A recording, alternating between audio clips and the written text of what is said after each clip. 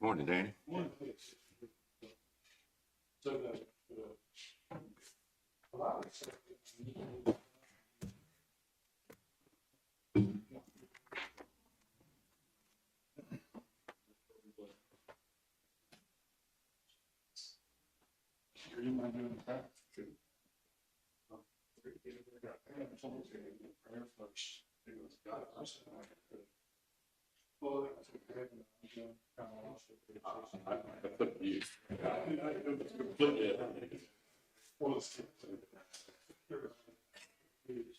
Good morning, everybody. We're going to start the pledge of allegiance. I pledge allegiance to the flag of the United States of America and to the republic which stands one nation under God, indivisible, with liberty and justice for all. God, we thank you for the opportunity to gather together and do the county's business today. We ask you to give the commissioners insight and wisdom as they make decisions that affect the county. Pray that you protect our workers as they work in this stressful weather. Pray you watch over our county. In Jesus' name.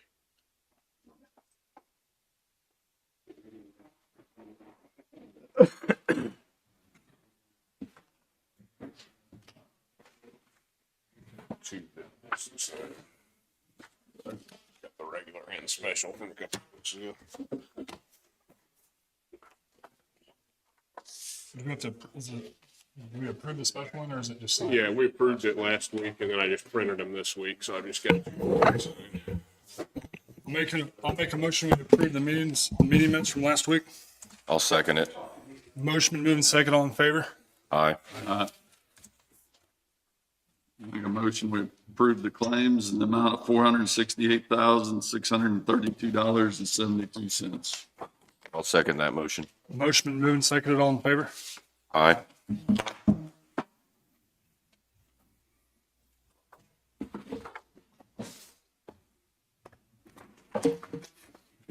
Dave, do you have anything else right off the bat? No, that's it for me for now. Gary, anything right off the bat? Nothing that's time critical. All right, we'll go AMR.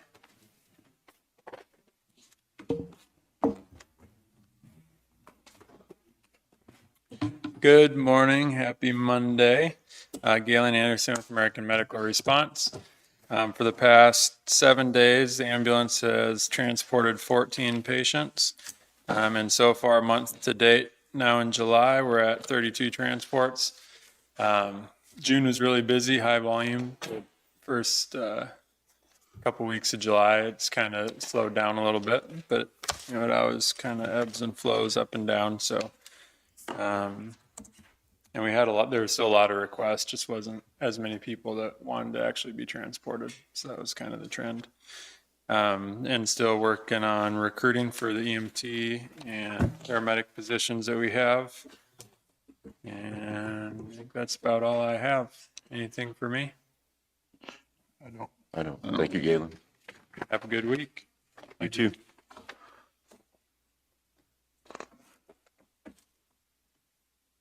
Randy?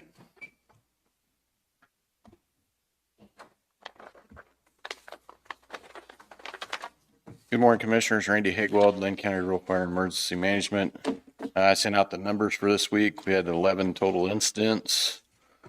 Brings our yearly total up to 246. I have nothing for you this week unless you guys have questions. You get any training or anything coming up that you guys are attending, or did you just go to some? I got a guy, a company out of Texas, supposed to be coming up doing some extrication training. It's going to be a 2-day, day and a half. It's going to be like Friday night for 4 hours and all day Saturday. We got about 8 vehicles we're going to cut apart. He's going to use our equipment, show the guys how to do it, and then also demonstrate battery operated extrication equipment. So Do you, what was I gonna ask? Never mind, I forgot I was gonna ask you. no problem. Yeah. Thank you. Thank you. Thanks, Randy. Oh, I know, it was the fire extinguisher. Taking our test yet on that. Gotcha. Thank you. Sheriff?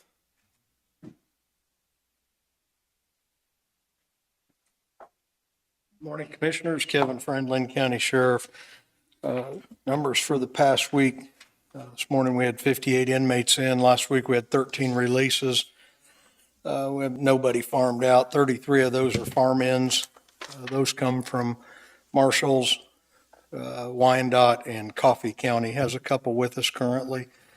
Total 911 calls last week were 69. That's probably one of the lowest numbers I've seen since I've been here. I'm not really sure what's going on there, but give them a little break, I guess. Total jail contacts were 3,001. Our calls for service, that number's incorrect. That should be 486. I changed that and didn't save it apparently. I'm not sure what happened there, but 486 calls for service countywide. Total civil service papers served last week were 38. Our courts picking up pretty busy. Those were all mostly subpoenas. And a lot of that was on the Tanglewood Gate stuff. Then inspections, we had 5 of those, opened 21 new cases, closed 9. Our office worked 5 vehicle crashes.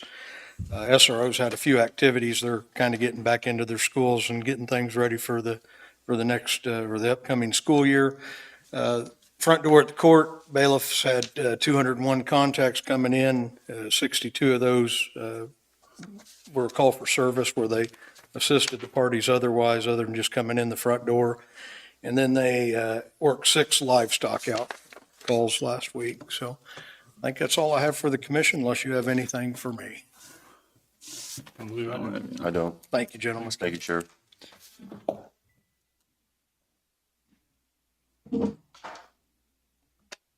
Chris? Do we have anybody else? Is Jessica need to go?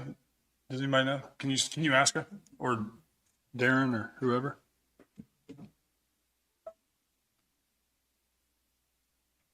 Got a message from Amanda earlier. She's short-staffed and has appointments this morning, so she's not gonna be able to make it over. Okay.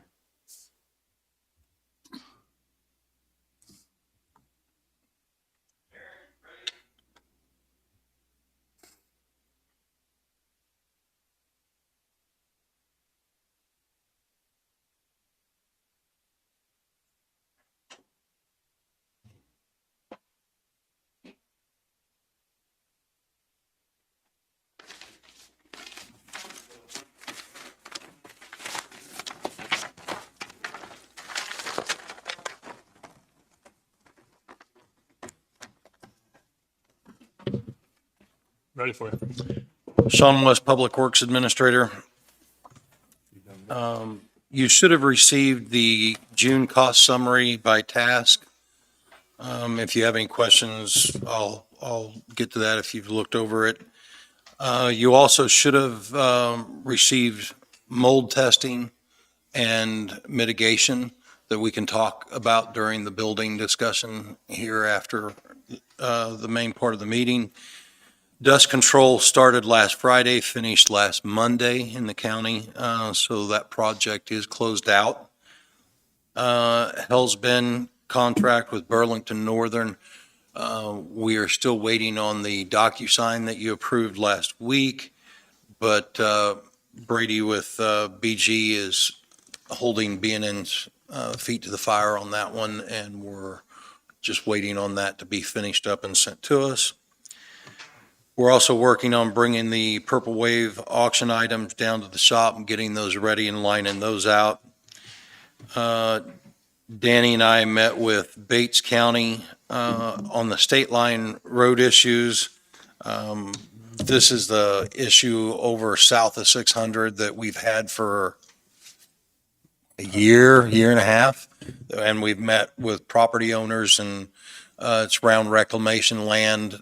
Basically, after the reclamation, our water from Missouri is pushing across the roadway and tearing the roadway up because the tubes that were originally under the roadway have been plugged and covered up. Bates County's agreed at their cost to go ahead and replace those tubes, and to suffer any cost or equipment to do the project.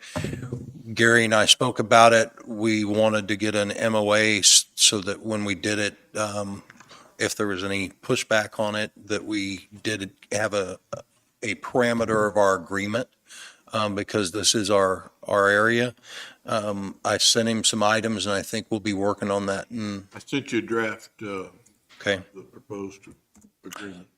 And the water was already going under the road at one time, and now, and after the reclamation, they clogged it up kind of or whatever, and now it's going over the road. That's, Yeah, it's going over the road and taking the roadway, which is causing quite a bit of damage to the roadway. And all we're doing is getting with them, and they're agreeing to open those tubes back up, bring them back up to where they should be. And So we're going to do the work and bill them for it.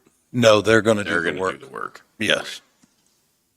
they're really And I'll so he was. look at that and bring that back to you possibly today or next week. 2 containers for the landfill have been repaired. We've got another at the shop over there. These are coming in right around $5,000 to repair, and they're just over 10 to replace. So we're getting containers back on the road for about half of what it would take to replace them. Okay. I'll get you a list of how many are left, but I don't think, as far as the worst ones, I don't think after we get this done that we should have much work after the third one's done. But I'll have to find out. Do need to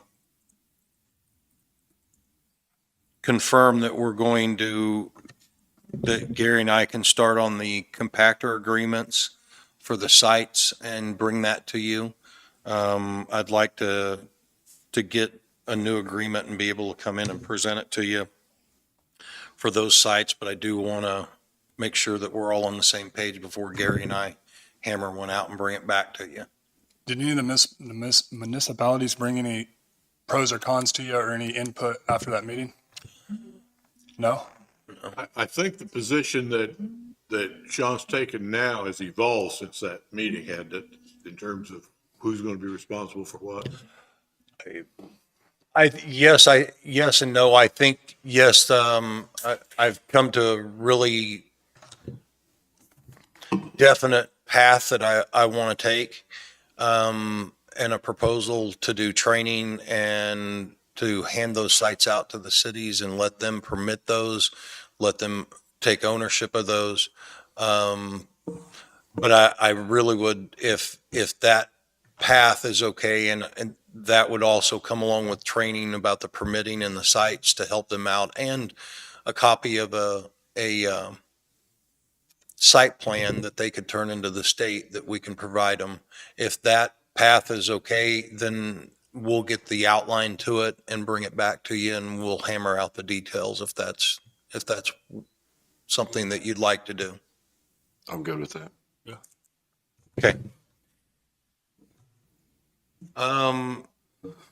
Chip and seal on 1095 north of 152. I went out and looked at it. They worked on that last week. They'll work on it this week. The chip and oil combination seems to be the way it should be, as opposed to what we found last year near Centerville and had all the rock loss. It's been swept. The portions that I went down look good. There's no excess dust, powder, or rock in the ditch. So if you get a chance to go by there north of Prairie View, they're continuing work, like I said, this week. But the chip seal seems to be working out a lot better as far as the aggregate. I thought it looked good. I've been over that road. I need to get with one or more of you and identify where we need to spread the waste from the lagoons. The only part of that project that we've already approved that is our responsibility is finding about 40 acres to put that material down on. We have that. Could use park ground to do that, but we'd have to disc it and then reseed it for the hay ground for the following year. If we don't want to go through that trouble, Jessica's prepared a list of property owners within the 5 miles that we can start contacting. I do not know enough about this process and the rotation of crops to know who I should call and what I should be asking them and explaining to them. So I probably just need your permission to work with one or more of you and get that done, or at least make some phone calls. If we dump, if we dump it on someone else's property, we still have to disc it up and reseed it for them too, or is it just no? No, this would be diminishing their need for fertilizer, is my understanding. So the benefit to them is they use less fertilizer. The benefit to us is we get rid of the material. They do the disc afterwards, and the company that we're hiring just injects it and spreads it out. So we need it to be crop ground that's vacant at the time, correct? At the time, and we're looking probably September to try to schedule that. And I can't tell you in rotation, but as I said, I do have a list of landowners that fit the 5 mile criteria. I just don't have the knowledge and the background in that field to have that discussion with those landowners. I do in the project, but I don't in the crop rotation and other things. Is there any legal side of that, Gary, that we have to? I think we'd want a written agreement just spelling out that we're gonna provide this material and they're accepting it and they become responsible for it, once it's been. We did it in September, about have to be somebody that don't have a crop planted now. Yeah. Wheat crop or something. Or current corn that has been chopped. Yeah. If we do it in the Right. park, does the contractor disc it up and? Maybe. No, if we did it on park ground, we have a hay lease on that ground. My understanding it's hayed once a year. We would have to disc it, disc the material into it and plant it so it would be ready in the following season, or pull that 40 acres out of our lease. Right. Do you have an estimate on how much that would cost to do that? No, I do not. But I can get that if we need to, but I would have to believe that on our end, because the contract says they'll haul out to 5 miles and not charge us anymore, that if we disc our own ground, replant our own ground, that it's going to be considerably more expensive. Because they were talking like they were going to start chopping corn here in a couple weeks.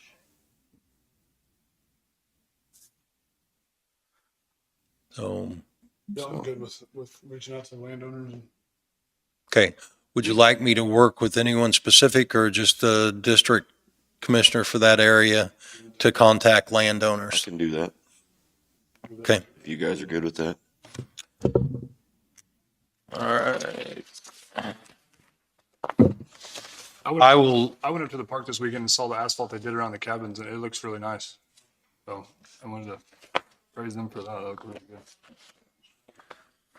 I will go look at the MOA while the other directors speak to you, that Gary prepared. And, unless you have question on the June cost summary by task, that's everything I had for you this morning. I don't. Thank you, Sean. Thank you. Jessica?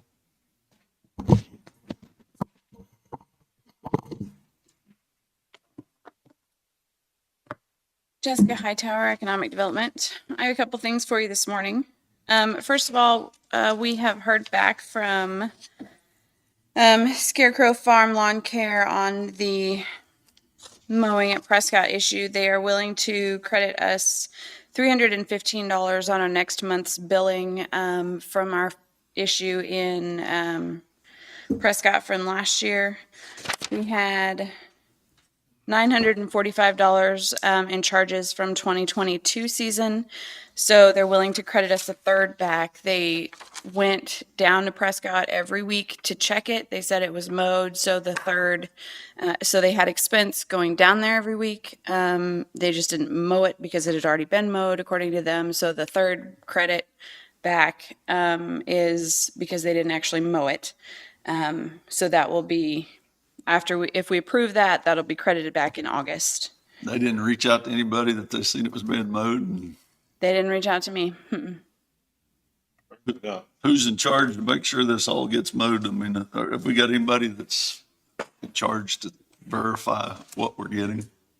Well, we're doing a lot better job of it this year. Last year was our first year doing it, so it was kind of. Do we have anybody that verifies it's being mowed is what I'm saying? Well, each location is kind of doing it themselves, and if they're having an issue, we've kind of established a protocol to they reach out to me this year, and then I reach out to the company if there's an issue. We've established that this year. Didn't we have was there another minor issue with how things are being mowed? Or is that just, am I thinking that? There was an issue here at the courthouse that they have rectified this year. We've addressed it and they've fixed it. I haven't had any other issues come up this year. So they wanted to credit 315? Mm-hmm. Other than 900? 945, yep. So it's a third back. What do you think, Jim? I don't think that's enough myself. You didn't do the job. If you showed up every week and seen it was happening, why didn't you reach out? I agree.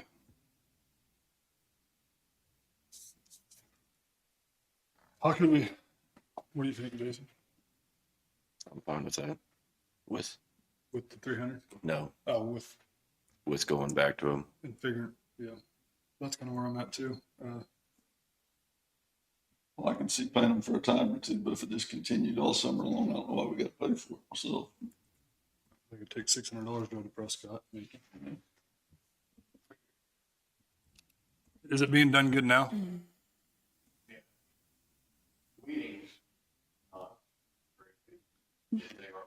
The weed eating is, I believe, supposed to be done twice this season. If you're going to make a counter offer, does it need to go through Gary? you want me to be the one to reach out to them? Happy to. Just Thank you. reach out to me with the information so I've got it. Okay.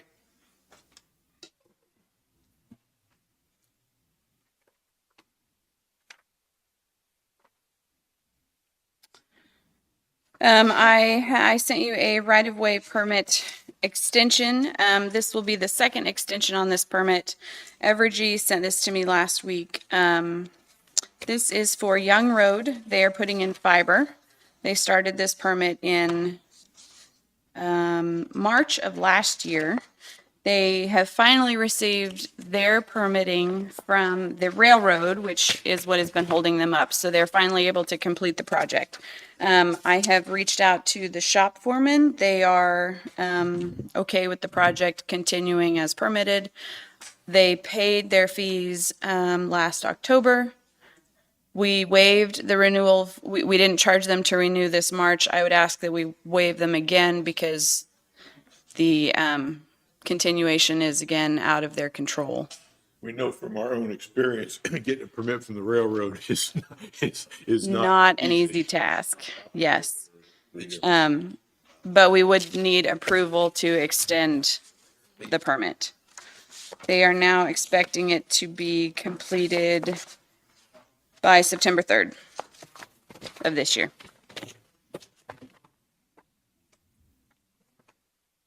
So you said you need approval for extension? You guys have any issue with that? And waiving fees, please. Do we need So to do we still do it as burial permit 2022-20?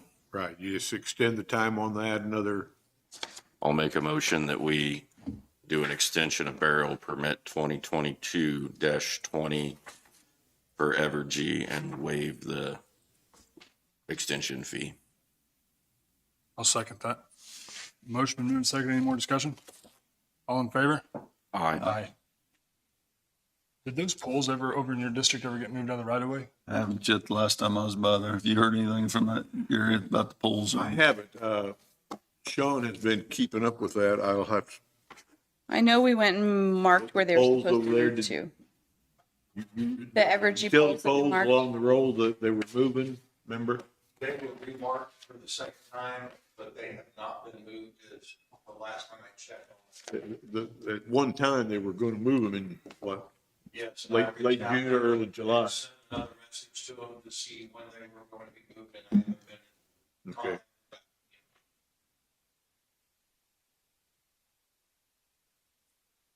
The only other thing I had for you this morning was the RFPs for the airport FBO that I sent you. I know I sent them late Friday. I had a meeting with an airport committee member Friday morning to discuss them. If you want to wait, look them over another week and talk about them next week, that's fine. Or we can talk about them today, whichever you would prefer. I didn't get a chance to look at it. Okay, we can talk about it next week. You have two versions, just so you're aware. There are two versions. They're basically the same thing. One is much more detailed than the other. One of my committee members suggested that we do a simpler version and allow the respondents to give the detail to us. And then I also have a more detailed version in case you would like to specify exactly what you want the FBO to do for us. So take a look at those. I can make any changes you'd like. We can publish whichever one you want to. We can push dates out farther if you want to. We can talk about those next week. Do you have anything else for me? I do. Okay. Where are we at on the quick comm over there? Have they started that? I believe they have. I can reach out to them and have them come next week. They have Like? supplies and stuff at They- least dropped along this route. I noticed that as I was driving by. So I don't know that they've started doing any boring or any drenching. How long did they have to do all that and complete it? Was it? I don't know off the top of my head. I think they had a year and a half, didn't they? I thought they did. It was a year and a half, is what I thought. They're well within their time frame. So we paid them to bring them in here and talk to them yet? I don't think so. Maybe give them a call and see what their schedule looks like, Okay. but I wouldn't. I can reach out to them. Yeah. People's already completed theirs, right? People's is done, yes. Anything else, Jessica? Thank you. Okay, thank you. John brought me copies of the MOU with Bates County for you guys to review. If you want to take action today, you can. Has Bates County looked at it? I don't suppose they have. We met on the roadway, came to that understanding. I looked at that moments ago. Consistent. And it is very consistent with what we spoke about. They're waiting on us to take action and then send it over to them, and they'll do the same and send it back to us, and then they'll get started on the project and keep us posted as it progresses. But as far as the line items that you put in there and the understanding of the roadway and the description, it was spot on from my understanding. So Gary, with this being, we're working our right of way and there is a neighbor around it. Do we have to let him know anything? Let who know? The neighbor? No, I don't think so. If there's going to be a road closing, they would be responsible for that part. I think we've got something in there about that. You clearly marked the easement lines and the boundaries so that they and we are under an understanding of what we're giving them permission to work on. And it is only in our right of ways. Right. And it does say that they will be responsible for the cost of material, labor, as well as any traffic control needed. So if there's any, rerouting or anything, that's their responsibility. And this is a section of road that we do maintain, right? That's correct. And they were really on board to get it fixed and really work with us. And They understood that it was damaged because of, The project on their side of the line dammed up some water, lifted and elevated some water levels, which added to the issue. probably over the years, the silting that caused part of the tubes or the water issues in the first place. So to resolve it, they volunteered to go ahead and at their cost, just repair the damaged tubes. And that is the limit to what we're agreeing to, replacing what is already existing there and not building any new infrastructure or moving any water that was not originally designed to be moved that direction. I'll make a motion that we approve this memorandum of understanding between Linn County and Bates County to what is it, 400, between 400 and 600 road and state line, back to its original state where water will flow freely, under the road through the tube that's already there instead of going over it. So that's my motion. I'll second it. Motion been moving second, all in favor? Aye. Aye.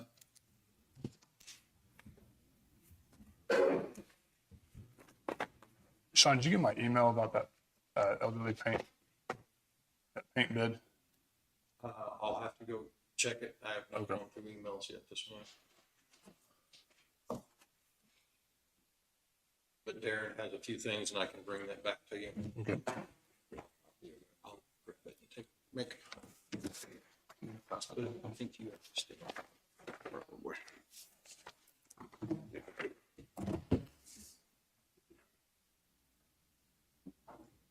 Is that all you had, Sean, for now?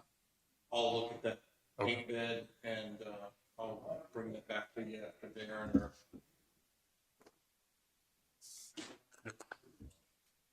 Good morning, Commissioners. Darren Wilson, Planning and Zoning Director. I've got a couple of zoning changes and a conditional use permit. David put us on the agenda at 10 for the conditional use permit because he's coming down from Olathe, so I'll hold on to it. First thing, planning and zoning. I've got a person that their term limit was up in District 2 and one in District 3.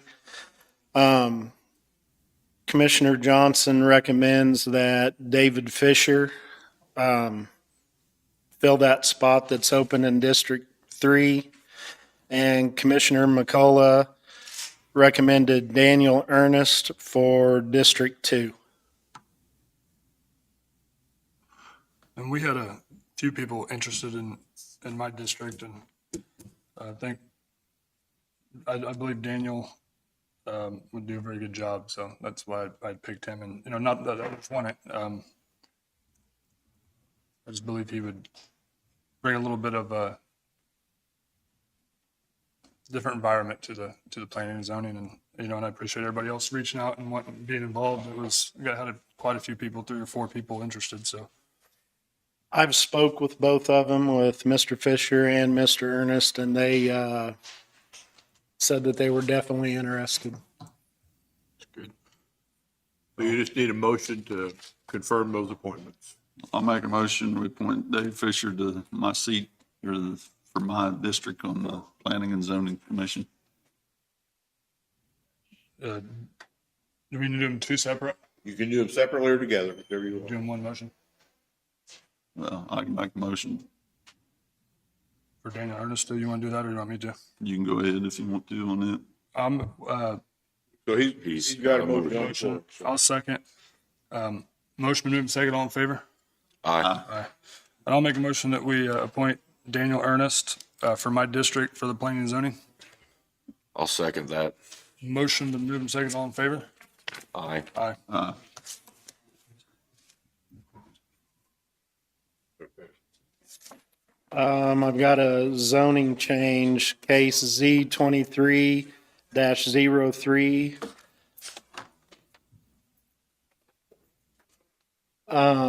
Commonly addressed as 5820 Ungenhauer Road, Prescott, Kansas, 66767. Applicant has been approved for a lot split of 3 acres to sale or lease under current zoning agricultural. The parcel is below the minimum 10-acre size and requires a rezoning as agricultural residential. The proposed zoning change conforms to the character of the neighborhood by providing the combined usage, neighboring ag and ag residential zone properties and are of large size. Property is suitable for permitted use of the proposed ag residential zoning and will not negatively affect nearby properties. The proposal rezoning of the land creates no change or effect of surrounding properties and does not create any additional infrastructure needs. The proposed change conforms to the comprehensive plan by allowing more land to be kept in large agricultural parcels and not changed to residential designation. The standards that should apply is listed in Article 16.05 4AH and with the proper findings as required in Golden versus the City of Overland Park and is located upon page 88 and 89 of the zoning regulations. Staff recommends approval of the application and the planning and zoning recommended approval with a vote 7-0. So if you have any discussion, you should have it, and then when you're through with any discussion, you'll need a motion to adopt the findings of the planning board and approve resolution 2023-32. 2023 is 32? Oh.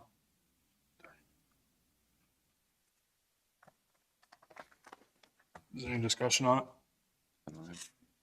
I don't have any. I'll make a motion that we pass, it was, what is it, resolute, or Adopt the findings of the planning commission and pass resolution 2023-32. so moved. What Gary said. I'll second it. Motion been moved and second, all in favor? Aye. Aye.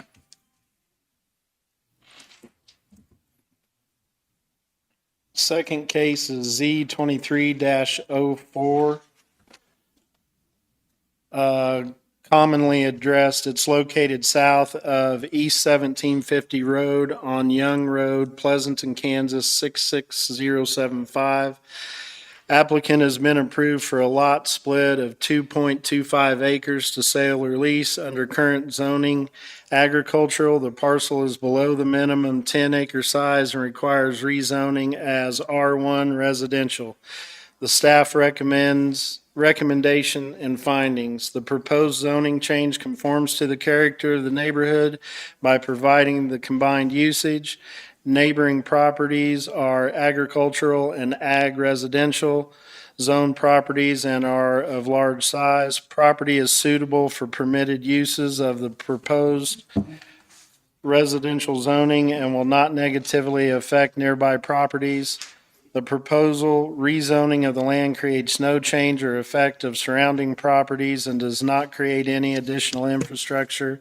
The proposed change conforms to the comprehensive plan by allowing more land to be kept in large agricultural parcels and not change to, well, that's wrong. Because it is going to change to residential property. Sorry about that.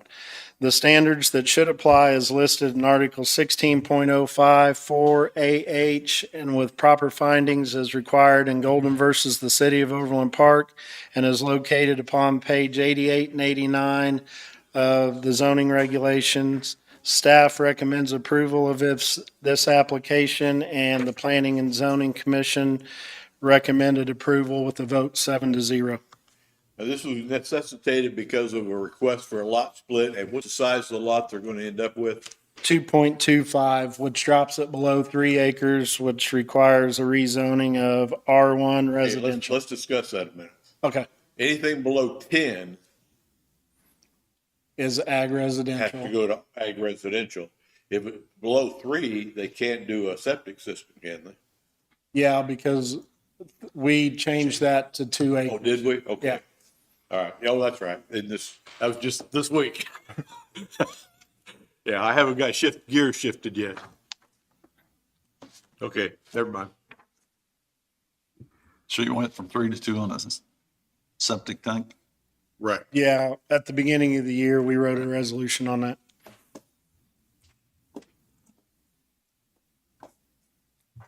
Did you say that you had to make changes in that or?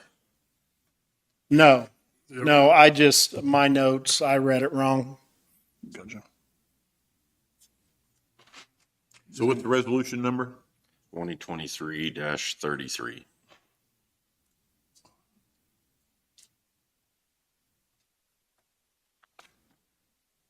I'll make a motion that we adopt the findings of the Planning and Zoning Commission on Resolution 2023-33 and approve the change in zoning to R1.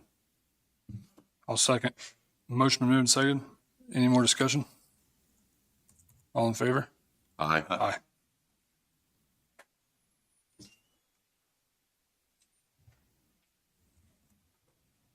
When's your next planning and zoning meeting? Second weekend of, Second Tuesday, yeah. second Tuesday of August. And they're here and they're open to the public, correct? Correct. Do we advertise that in the newspaper? Do we advertise in the newspaper? Is that just something that's a common knowledge to know that? Since it's a regular scheduled meeting, we don't have to advertise it. That's when if they have a special meeting, they have to get notice. Do we have anything on our county website for that or for our planning and zoning meetings? I think it says. Is it on there? Second Tuesday of every month at 7:00.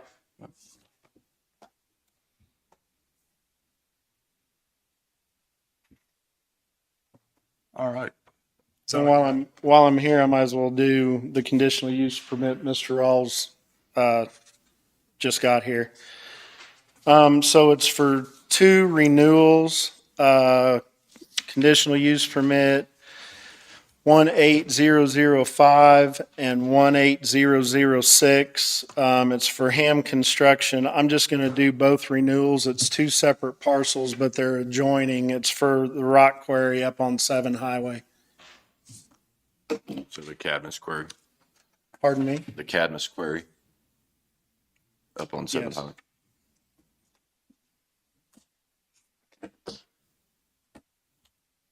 It's commonly addressed as 11238 West 2200 Road, Fontana, Kansas 66026. Adjoining properties are zoned agricultural. The subject property is currently zoned as agricultural. The property is fronted along Kansas 7 Highway, utilizing a singular ingress egress. This application for a conditional use permit desire to be authorized to continue to operate a rock quarry. All necessary notifications to surrounding landowners has been properly made by United States Postal Service and publication of notice of hearing in the official county newspaper. Staff findings. The use does fit with the character of the neighborhood as all nearby properties are agricultural. The zoning of nearby properties are agricultural. The properties is suitable for proposed use. The proposed use will not detrimentally affect nearby properties. Property will remain as currently zoned as agricultural and has not been vacant. The applicant currently uses the property. The proposed use would not detrimentally affect the public health, safety, and welfare and would benefit public welfare by providing a boost in local economy. The requested conditional use permit conforms to the Linn County current comprehensive plan. Staff recommends approval of this conditional use permit with recommendations from the Planning and Zoning Commission. Property shall be used as a quarry, asphalt, and concrete plant. Conditional use permit shall be valid for a period of 5 years after the findings and with findings from Golden versus the City of Overland Park. Is this the first 5-year renewal or has there been 1 or 2 before that? I can't remember. This will be the second one. The second Well, renewal, this will be the first renewal. first renewal. So Yes. it's just been there 5 years so far. Okay. Has there been any complaints lodged about the operation? No, sir. Something that's important for you to know.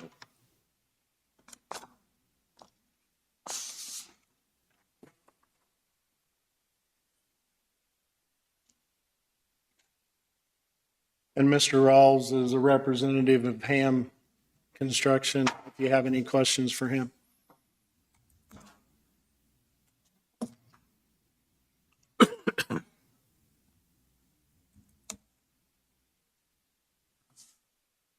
Are we approving both of them together or?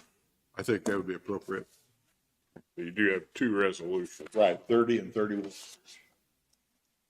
So do you want them separated, David, or? However you guys want to do it. Okay, I just want, we definitely need to mention both of them Okay. or adopt both of those resolutions. I'll make a motion that we approve resolution 2023-30 and 2023-31 for the rock quarry at Cadmus, adopting the findings of the Planning and Zoning Commission and Awesome. renewing the CUPs. I'll second it. Motion been moved and seconded. Any more discussion? All in favor? Aye. Aye.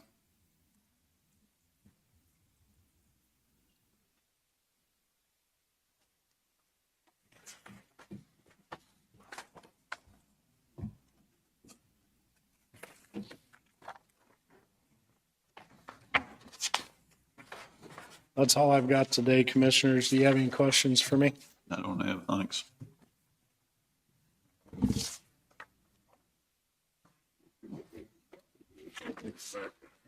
Thank you for coming in.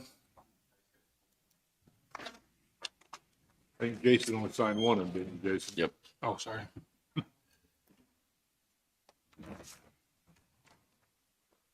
All right.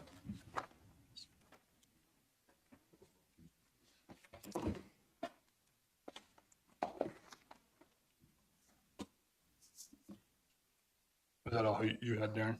Yes. I think we have Chris, correct? Yeah. Come on up, Chris.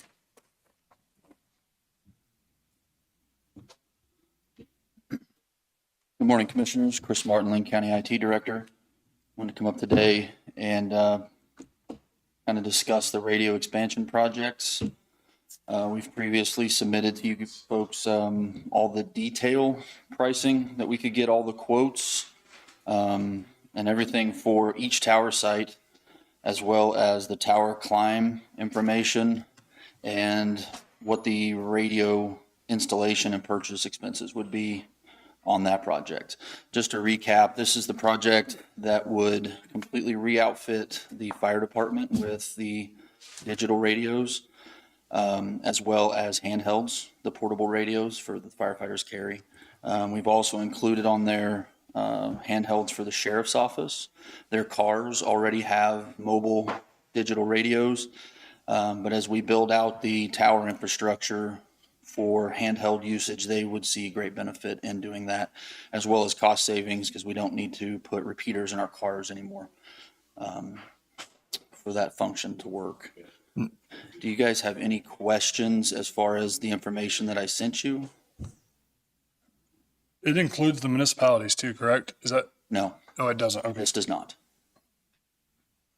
How do we, or do they know what we're doing? What's They going do. on? So I've actually been, I've had Lacine Fire Chief reach out to me, and I sent him the quotes that we received, which are valid for any government entity, and pass that along to him just so he would know what pricing.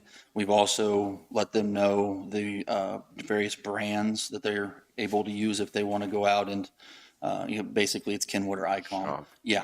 So if they have a preferred radio shop versus the one that we use, we're very satisfied with ours, but of course that's totally up to them and how they would like to install that. They can install it themselves. They can have somebody else do it, that kind of thing. Would we just kind of act like the hub for them? Is that how that works? Kind of As far as, like getting the radios and, no, so actually this is NASPO pricing, so it's already been federally bid out, and that pricing is available to any government entity in the state of Kansas.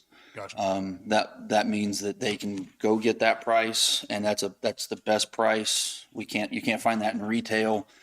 We've reached out to a couple other dealers just to see, for comparison, and they can't touch the price that NASPO is able to get us.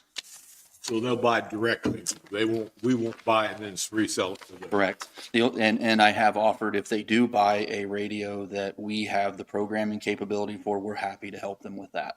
Of course, if they buy a radio, that's going to come with the initial programming, and we can provide the information to the radio shop. But ongoing, if they wanted to change frequencies or channels or something, they can bring it to us, and we can do that at no cost to them. Okay. But they're all aware of what we're doing though. Yes. And is this the one where we were going to try to use ARPA fund for it? That's really kind of why I'm coming to you to see how you want to move forward. I will say that this is a project that we've discussed for a while. Definitely came back, earlier this year to see how you wanted to proceed. But there are ARPA funds available that would cover the entire project. I've talked to Jessica at length in that she's verified that it's a valid purchase for doing this. Once we make the purchase, also just so you're aware, due to equipment, lead times, things like that, I would anticipate the tower equipment would be here within 2 to 3 months, and we could get that put up. The radio equipment for the vehicles would be probably 6 months out, the handhelds and the mobiles to be installed.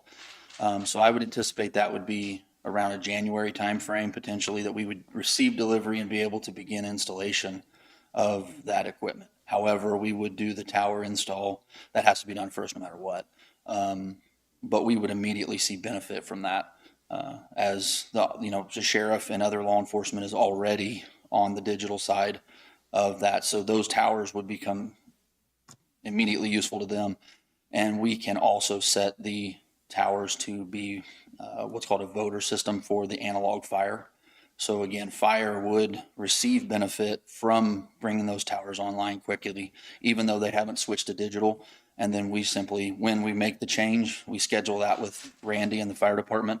Then we just reprogram the repeaters, and there's no additional cost to that. And this has to, it needs to be done sooner than later. It's going to happen eventually. Yeah. So this is a project that we need to do.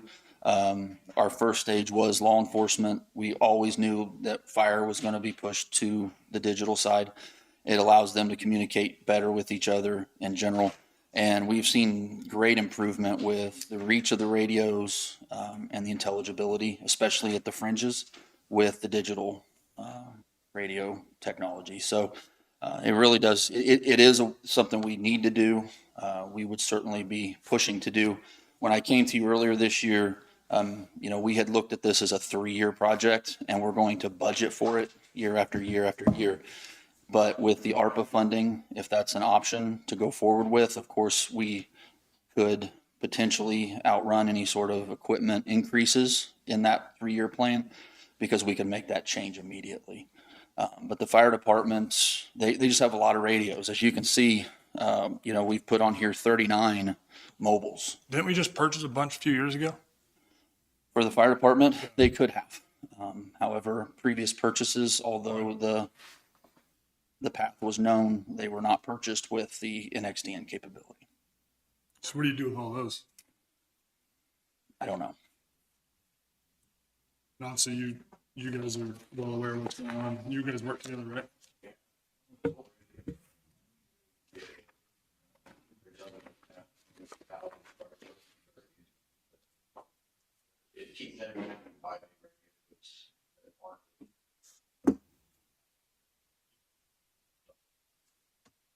How do you guys feel about the ARPA funds? How do you guys?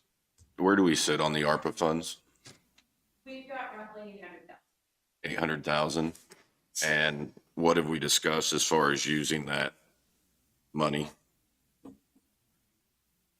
Closing cells. Right now, the main thing that we're talking about is for.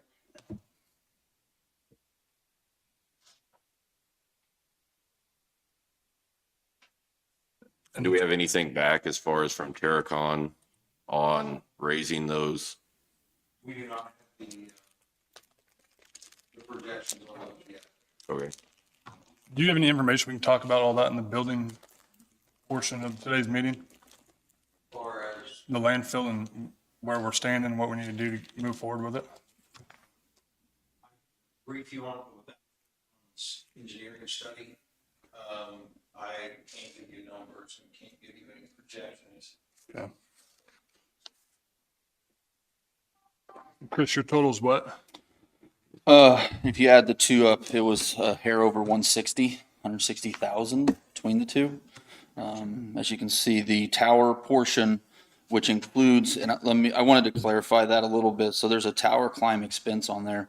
From our tower climber, it's 18,100. However, that's for their full mobilization and it's an extended period. So I've got an email back from them just confirming that we do not anticipate it to take as long as they bid or quoted us, and they will only charge us for the time that they're on site. So that would be a maximum price that they've given us. If somehow it took longer than they thought, that's the price. If it's 2 days shorter, we don't pay for those 2 days. The other addition that's not on here, because I just confirmed this with Jessica this morning, is 3 of the sites, for sure, will have a small utility fee. One is on top of Campbell Hill. That's with, there's a crawl can tower there that they have some stuff on, and they will lease us space on the tower as well as provide the electrical service to us for $100 a month, which is very reasonable. There's a Blue Mound Tower, which I've spoken with the mayor. However, I need to go and talk to their city council just to kind of land all that. But it's a tower that's on the north side, used to be used for their TV service. It's abandoned. There is a meter near it, and Blue Mound runs their own power. So I need to touch base with them to see what it would take to have a meter installed. But again, the power draw on this is so low that, a 20 amp circuit will certainly do it. Thus, I anticipate the electrical to be whatever the meter minimum is. And then the third one would be at Parker. Now, we're already on that tower and done. But due to the additional, right now we're powering it off of a couple of low voltage lines coming from the trash compactor. It's a rather long run that runs over there. Again, they have a very similar tower. It used to be a television deal that powered TV for that area. It was abandoned years ago. They have a meter right there already from Evergy that used to power their storm siren. So that would just be a matter of getting with Evergy, having a meter reset back in the can, and then we would just pull the power over to a main disconnect with a breaker under it, run that over to our stuff. So those sites would have a monthly fee just to have the electricity there.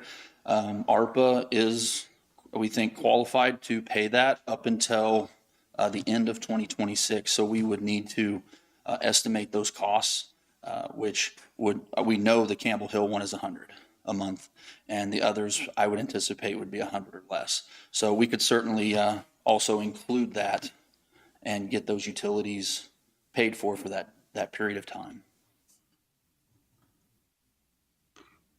And that 160 doesn't include, that correct?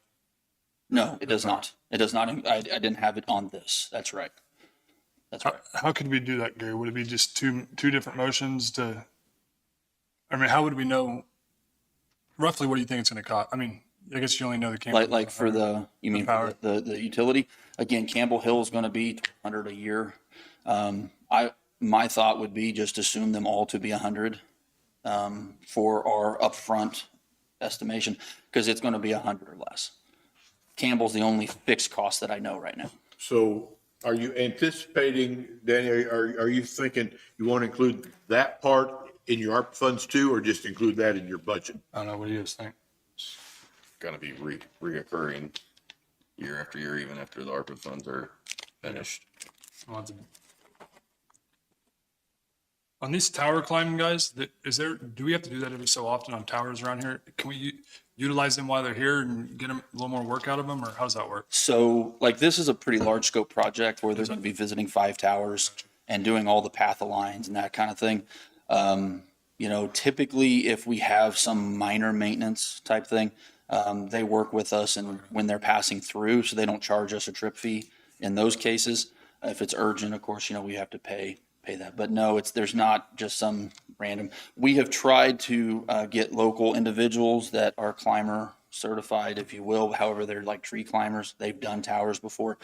But in reaching out with K-Camp, they want a company that has all that insurance and coverage. So everybody that we've attempted to get pricing from and visit with regarding this, that meets those requirements, they're either significantly further away, such as Oklahoma or Texas, or they focus solely on like the Kansas City area, and having them come here takes longer if they're just booked out so far, and they have a lot more costs. So this is specifically Hayden Tower, which is who built both of our towers, the Mound City and the K7, and they've been very good to work with. I'm in favor of using ARPA funds to get this thing moving. Just on the radio project, not the power. Correct. What do you think, Jim? What are we gonna do about the tipping floor? We walked away from that, have we? Or I don't think we have. I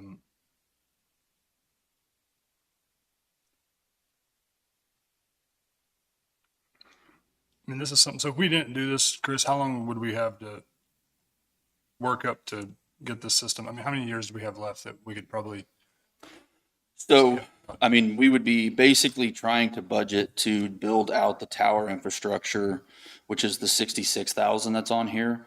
You know, I mean, the need is there now for the fire department specifically, as well as the sheriff on there and all on for their mobile, their handheld, talk-in.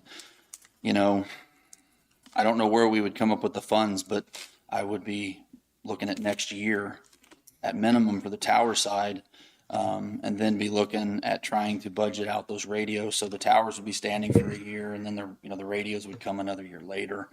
Because I don't know of another funding source other than budget dollars.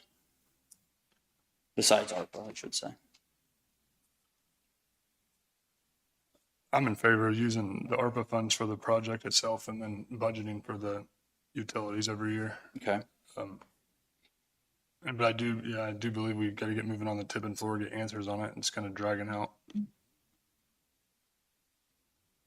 It is, but I mean, it's part of the reason why it's dragging out, isn't it? Because Right. we've got other questions we need answered over there Yep. and everything that way before we can move forward on it. Jim, is that? yeah, I'd make a motion that we had, totals 160. It is, I would say it's $160,446.51. That's exactly what this is. You want to do like an allowance of 161,000? Yeah. I'd make a motion that we had, allow Chris to enter into this digital radio project, not to exceed 161,000 and to, budget yearly for the utilities on each site. Using ARPA funds. Yeah, sorry, using ARPA funds.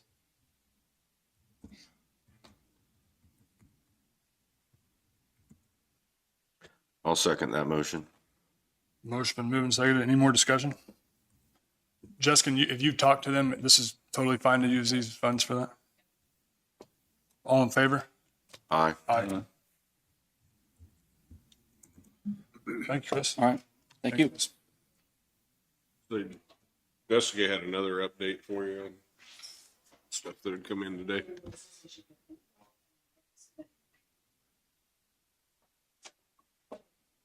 I just have a quick update from QuickCom. I emailed them earlier.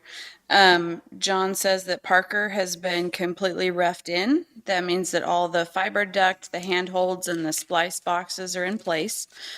If they don't hit rock, the backbone from Greeley to Parker will be completed by the middle of next week. After that, they'll begin pulling fiber and preparing to get Parker online.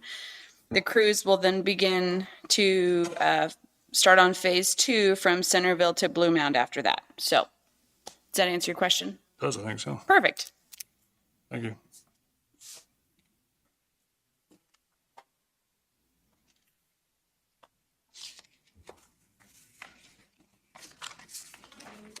Looks They're like, gonna hit rock. no, they-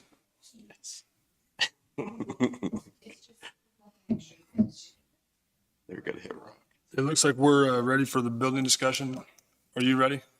Let me toss in one thing I won't report to you on, Yep. because I probably won't be involved in your building discussion, I wouldn't think, but I just wanted I have been hearing on a regular basis from the outside firm that's doing our investigation on Tanglewood, and he will actually be here in person one day this week to do some interviews with some people, and so the investigation is progressing. There was some other information he wanted me to help him locate, and I'm working on that. So just wanted you to be aware that we're making progress on that. So.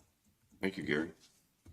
And if you guys don't need me for the building discussion, which I wouldn't think you would, but it's your call. You don't think we do? Do we have any executive sessions or anything? Anybody have anything? No? All right. Gary, thank you. All right, Sean, ready? Want me at the podium, or do you want me to pull the chair? You can pull up a chair if you want. You set?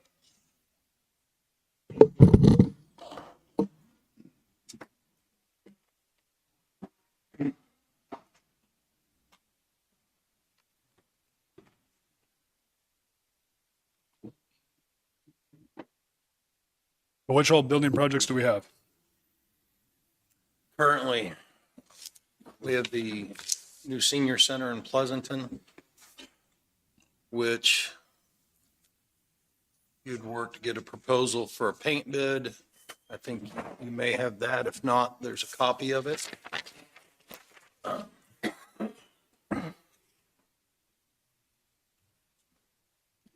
met with this contractor. He did a bunch of work over here at the sheriff's department.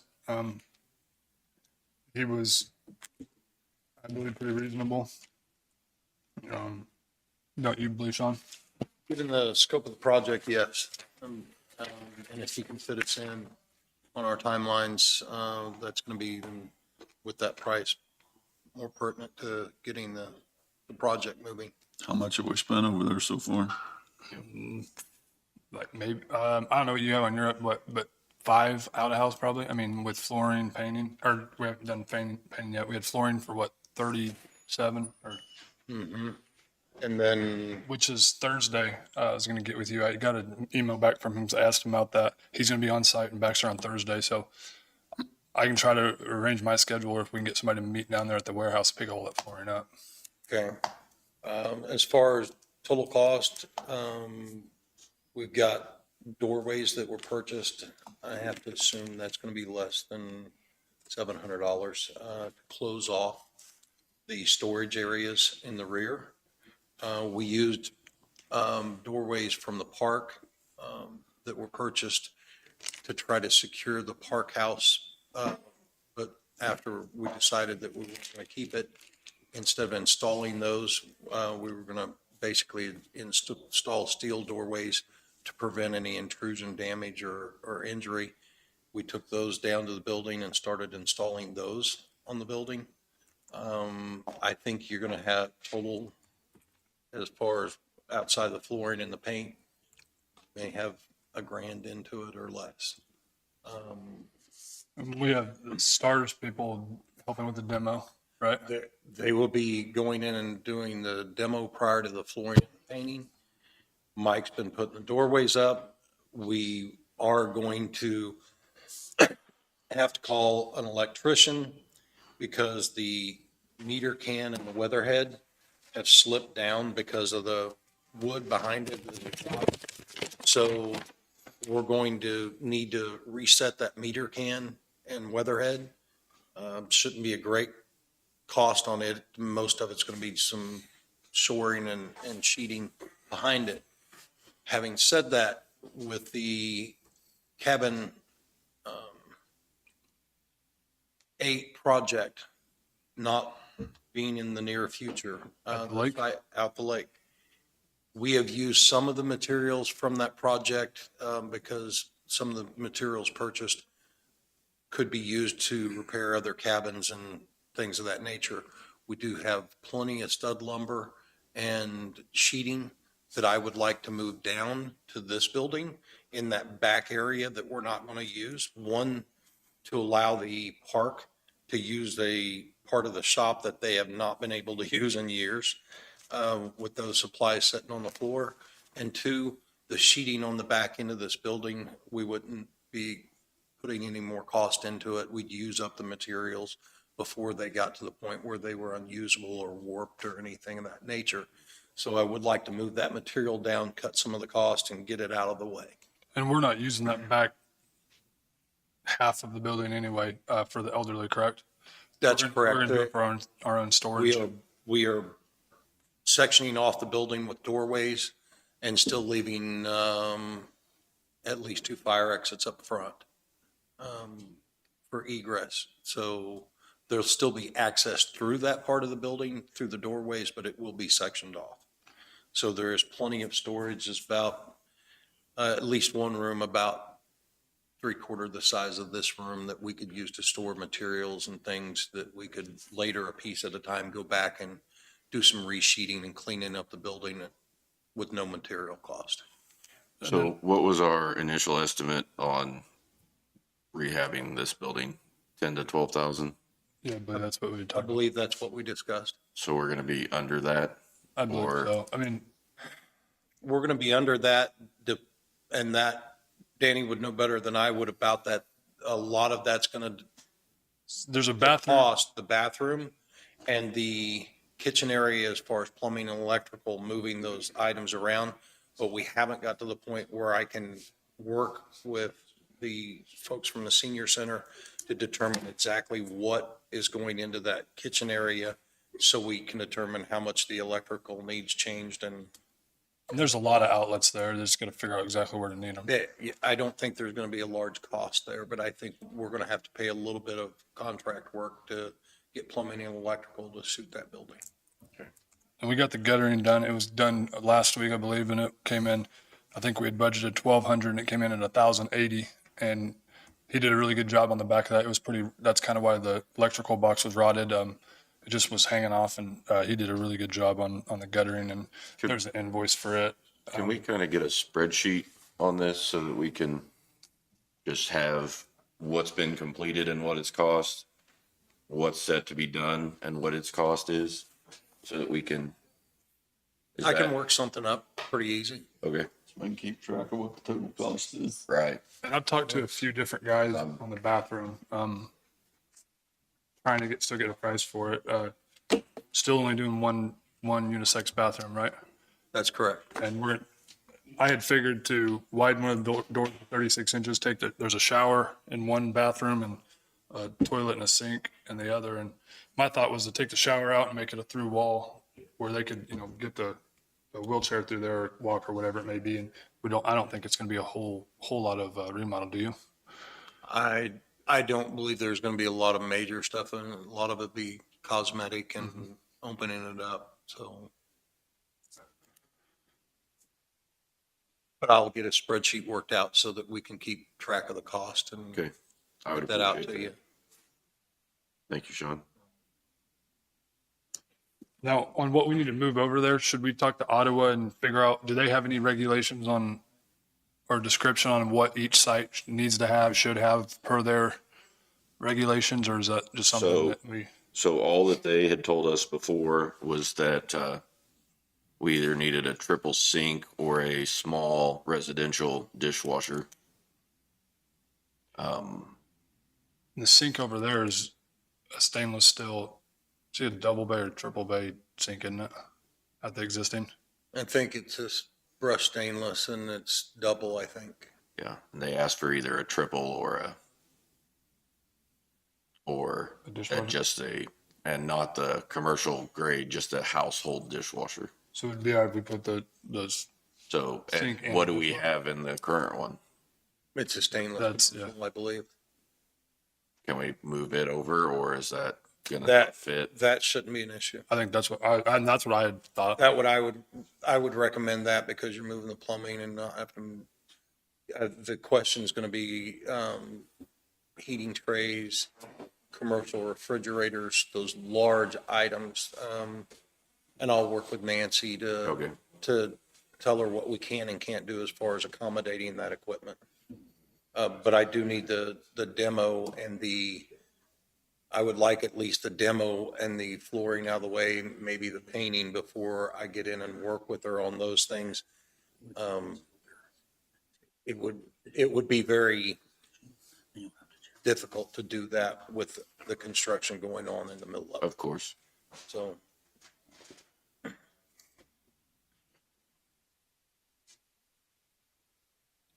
Oh, no, I guess on the gutter, he did extend all the existing gutters out away from the building too. and that's going to mitigate some of the damage that was occurring on the back end And that's right in the area where we're talking about this weatherhead and the water damage to the side and the sheeting that caused it to slip. So I think a lot of that, moving that water away from the building is going to be a positive towards later maintenance issues. So the biggest items we really have left is the installing the floor paint and the bathroom redesign. That's it, right? Everything else is more. Then, like I said, a little bit of contract work when I figure out where the utilities are going or appliances as far as electrical and plumbing to accommodate that. But that, now, I did go in after this last storm because there had been some prior ceiling tile damage. I did go in and I could not find any leaks in the building that had occurred during the storm. There's one that's probably pre-existing, but right above the bar, if you're standing behind the bar and you look up, it looks like a drop down for like where HVAC, something used to run through there or something. There was a little tiny, it looked like an old leak or something that somebody tried to patch. That's what I've seen when I went over there between it and then further east in that back room, but I couldn't find any active leaks Yeah, that's what I in the thought. building. So there's enough material, and I think we put that drop ceiling back together pretty easy.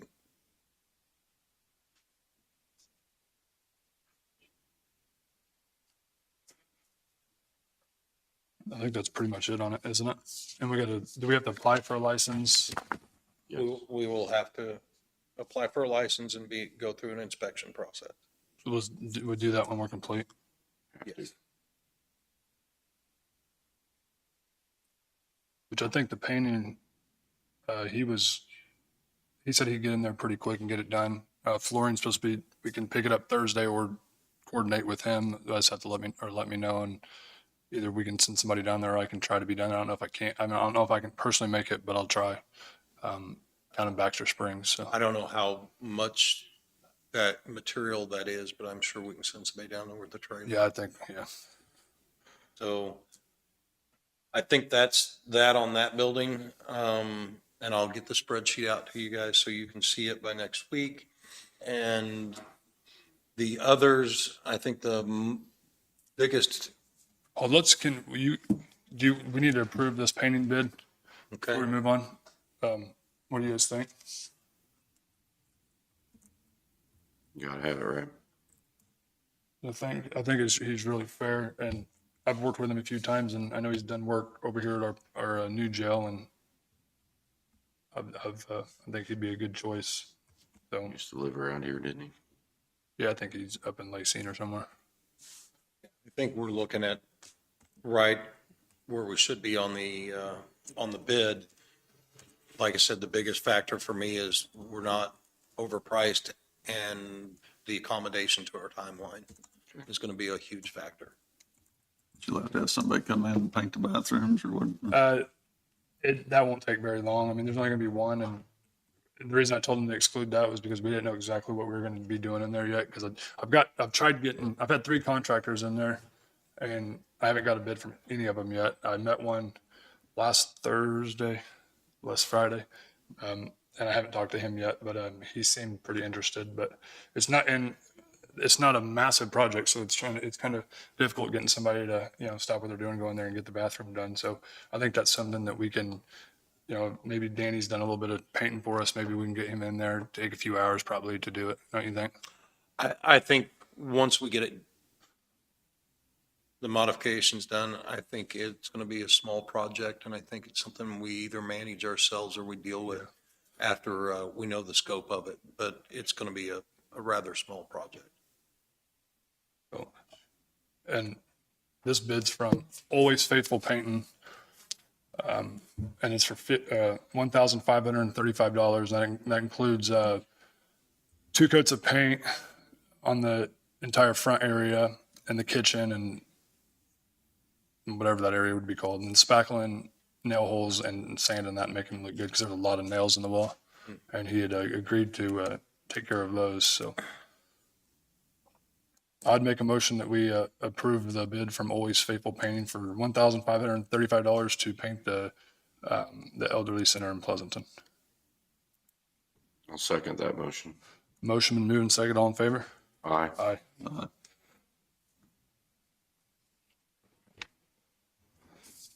All right, I think that's it on it, right? That's correct. Then you have a project proposal from Blue Sky for the old sheriff's department.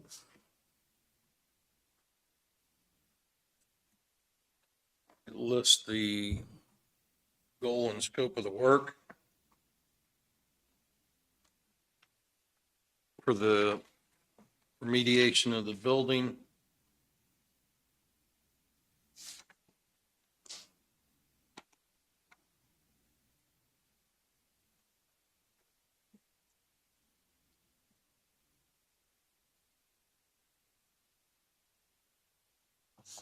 So our original plan was before the jail was built, was to demo it down. Now we've kind of taken into consideration to try to salvage it, see what we could do with it office space wise. We don't really have an exact plan to who we'd move over there if we did salvage this building, do we? And we kind of talked about it. We've discussed it, walked through it. The question is between it, the old district court and the county attorney's office, how much space, what offices would be moved, and what buildings are best suited for that.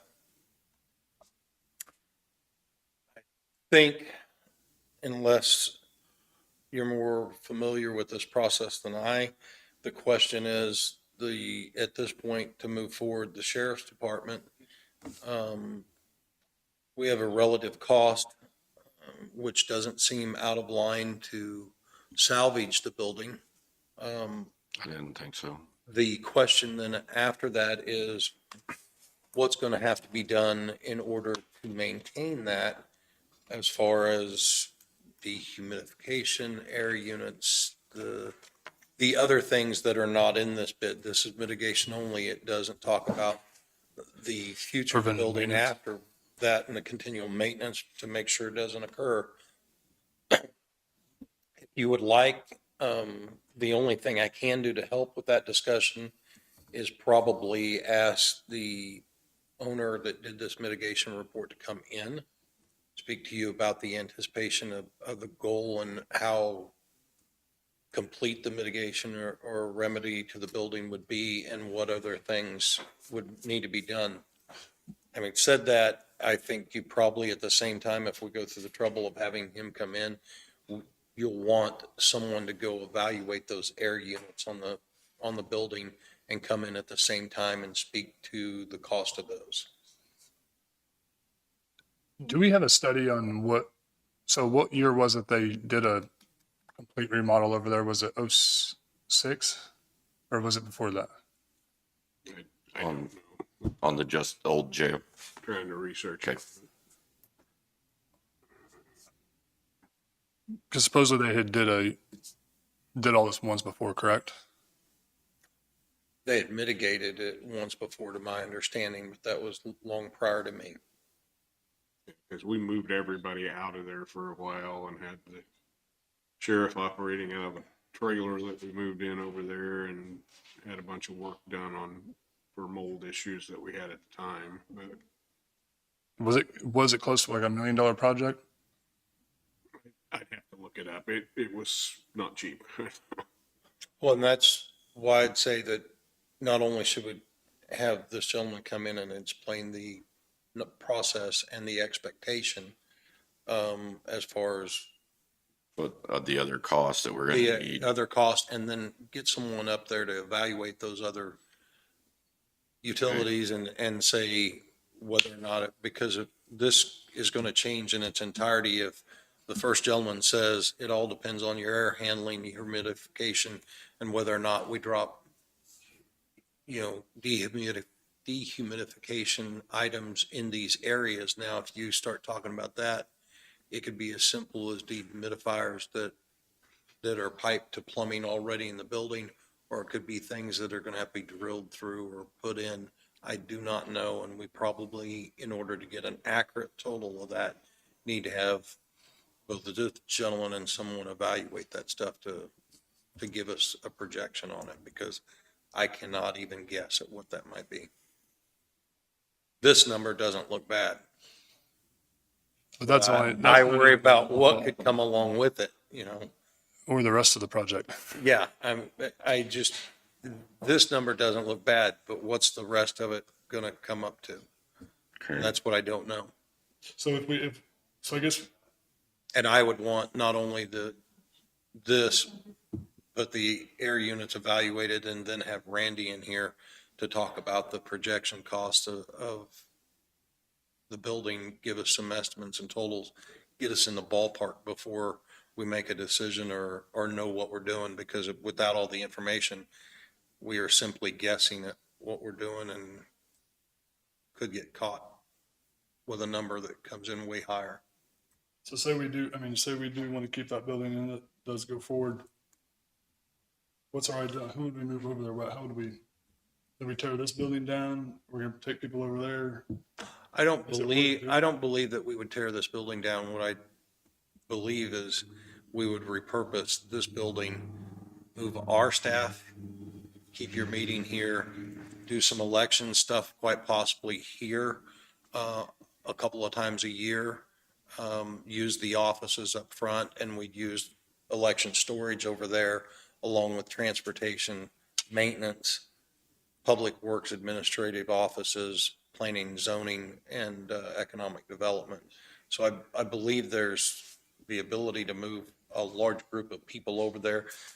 Transportation, it would be near the sheriff and I have talked with the two new buses. There's a garage outside and a walkout door. And it also allows you a lot more storage spaces in the cell areas that we obviously wouldn't use for offices. But again, that all comes down to what's the cost and the expectation, because I don't know. I remember when that remodel occurred, I'm thinking it was somewhere near a decade ago. But if we, Close to 2, actually. maybe, has it been that long? I think it's like 06. I think I was in high school. Well, I remember when it occurred and they were working out of the trailer. It doesn't seem that long to me, but I bet it was. But still, if we dump this kind of money into it and we're 15 years in and we start having even 20 and start having the same issues, I'd like to hear what it's going to cost to prevent this from occurring again. I think that's pertinent. How are we going to move forward with the plan on what we're going to do over the judicial center, the old one?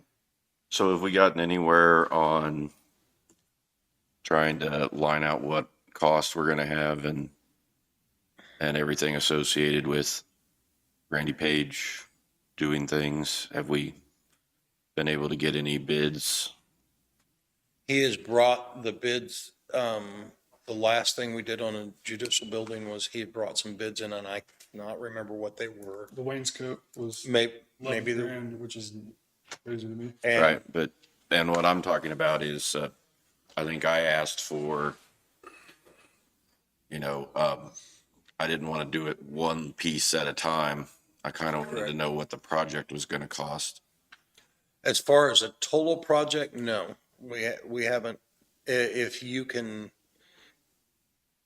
tell us that, and that was the concern, if we go out to bid this total project, if the building and the plan is going to be what I've been given and we work it up, we had problems getting total projections and costs on RFPs because we're too small for some companies, and the smaller companies, the insurance and bonds were an issue. So we went with Randy so that he could bring them in as subs and hire it out.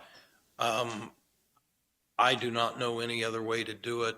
But if this is what you want, I'll work with Randy and see if he can accomplish it and get a total list for the rehab.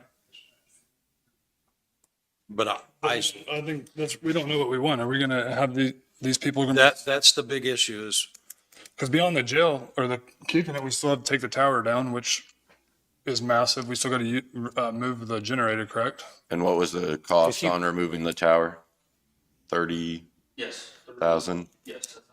And it was cheaper if we hauled it away. A little bit. and if you kept the sheriff's department, I believe we'd keep the generator in its current position, we would negate that cost of moving it away from the building that was going to be demoed. So the big question for me is this the plan and this is what we're going off of. If that's the plan you want me to get cost for, I'll work with Randy and try to get those projections. It may be a little difficult because we've tried that before. Some of these contractors are a little too small or a little too big. So we'll do what we can. Randy will have more resources than I had to accomplish that. But first I have to know what I'm asking him to bid out. So if we put all these people in here, who would go in the jail or the old sheriff's department? Again, that would be, at this point, maintenance would take over garage bays and evidence areas and a small storage area back there. I believe elections would take over for storage, the old dispatch area. Transportation would be just north of that location. We're going to use the cells for records. Record storage in the cells, and public works, economic development and planning zoning would take all the office space after it was remodeled up in front to include back to the booking area. Before we talk about that building, we got to assure that we can take care of our problem. Do what? Take care of our problem over there before what it's going to cost to fix that. I hear you. I agree. The only way I can assure you of that or give you any more information is to bring this gentleman in, have somebody go evaluate the roof units, and then have them and Randy come in and speak to you. Because I am simply not able to give you any numbers or guess at what's going on over there. But just from being in the restoration business and knowing that there's really a lot of unforeseens, it's not a ground up. My opinion, we'd be probably well over $300,000 remodeling that thing. We got 60 alone in just our issue over there and the tower alone. But we're going to have the tower expense regardless, right? The tower has to come down regardless. Yeah. But I've actually reached out to locals and talked to them about giving us a demo price. I think that's fair that we should get one. If we're going to get a remodel, we should get a demo. I reached out to him and asked him to give us a demo price and a haul off, and asked him to consider keeping all the material as a kind of a offset of the price to demo it and the tower, and move the generator for us out of the way. And I talked to him twice, and I wasn't able to get a hold of him this morning, but just so you guys are aware, I did go out and ask for, I think that's only fair. And the old company that had demoed or had put a bid on it when this all was going on, it was 2 projects, was Remco out of Kansas City, and they're a big demo company. And I don't know the exact numbers, but I thought for the jail and the attorney's office, the yellow building, and the old judicial center, I want to say they're like 200-something thousand to demo all that. And I don't know if that was the haul off too, or what the case was. I can't remember exactly. And so if anybody knows, do you guys have any clue about that? No, but I don't think that included the tower.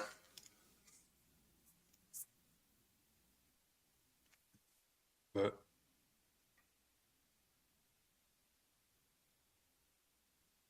so, I mean, really where I'm at, I'm not in favor of keeping the jail.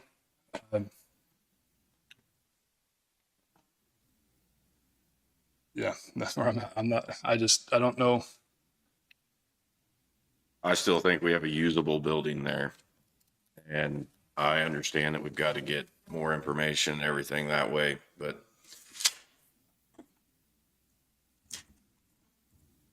that's where I sit on it. Do you think it'd be fair to say because doesn't this building still need a little bit of work too? Yes, this building will need some exterior work, some interior cosmetic work, and depending on its repurposing, I would have to anticipate that there might be just a little bit of electrical or, I hope not. We spent a lot of money on electrical.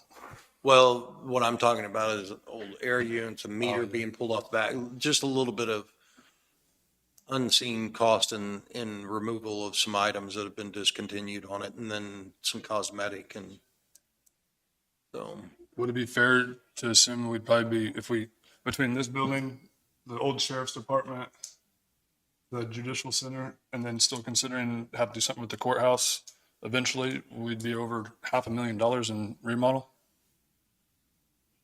I think you could spend $500,000 on the courthouse for a remodel. Yeah, I agree. With the unique historic cost and so I could not even, if you'd have to separate that out because I can't even guess at what that would be. But the old court, this building, and whatever else you decided to salvage between the old court and this building, I would not be shocked to believe that you could spend Well over $500,000 in a long time trying to get some. in these two buildings alone, I would say a decent estimate would be 350 at the bottom end with With no, just the with no, judicial and the and this building with no unforeseens. I would think And does that take care of our issues or I'm just taking a wild guess at the numbers I've seen in the past. But it depends on what you're looking to do with it and how you're planning on remodeling it. If you're looking to completely paint the inside of a building, redo all the flooring, tear out walls, move electrical and repurpose the building, that's one thing. If you're looking at patching the existing flooring, removing what walls need removed and repurposing without doing a lot of construction on the inside of a courtroom and stuff like that, you could break that number into a third. We had $11,000 just for the wainscot. That's what scares me. Mm-hmm. And I believe that that's what we'll keep getting hit like that with, because people know that we're in need of contractors around here. We can't hardly find anything. We're gonna get overcharged. but what are we going to spend if we start over? We need to start over. I mean, when we have to take care of our office space issues and things that way, if we demolish that building over there, and then we have to do something, create a new office space, or we start from scratch and build something, what's it going to cost at that point? Well, our plan is to keep people in the courthouse, right, on the first level, right? So our plan is to not move anyone off the first level of the courthouse. That was the plan to begin with, So, yes. are we all in favor of that? No. So you want to move everybody out of the courthouse? Yes. Okay. Then we got to come up with some kind of plan to maintain the building. Correct. And then we got to figure out a plan where everybody's going to go and be within the distance that they need to be, like the treasurer. or the- Correct.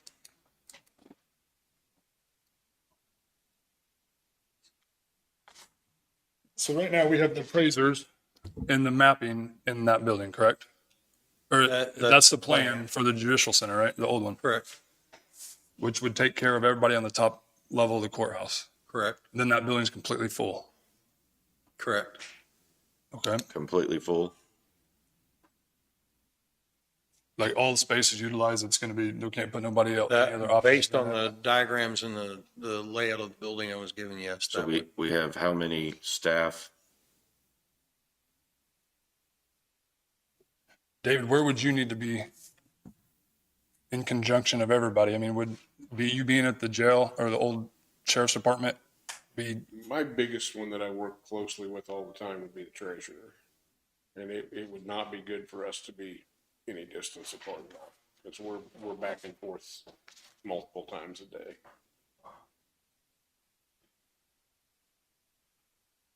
so that would leave us with, We do interact with other offices in the building too, but not as much as we do with the treasurer.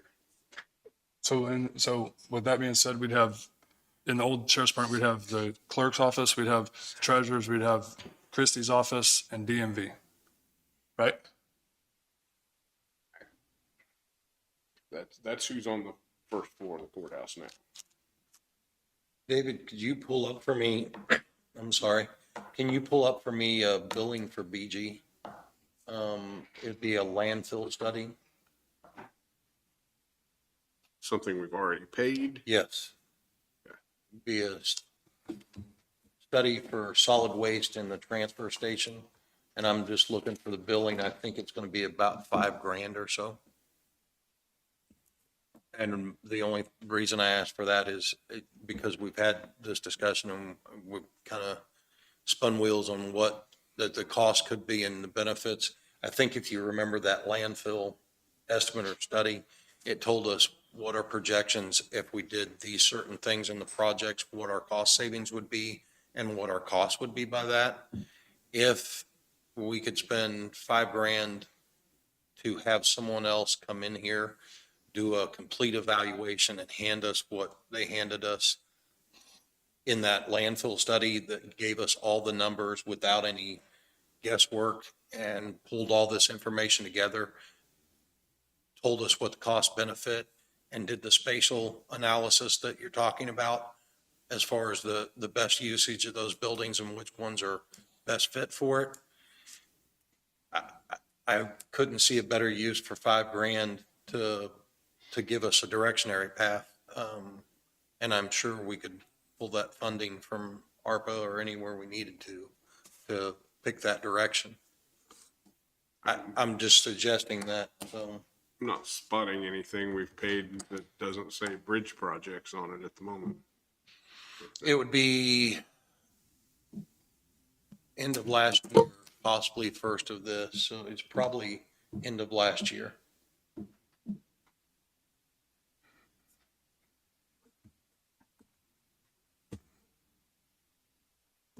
Last year, I've got a whole bunch of stuff on Hell's Bend Bridge that they billed for, like throughout last year. Got one in January this year from them. And it's on that too. I'm not spotting anything else, Sean, but Okay. If we paid out of ARPA or, I mean, it should have still went through the system. here. It wasn't, I mean, it was BG that, It was BG that did that study for us. I'm sorry. I misspoke. BG's who I'm working with currently. Look up Peppercorn. okay. It was Gabe.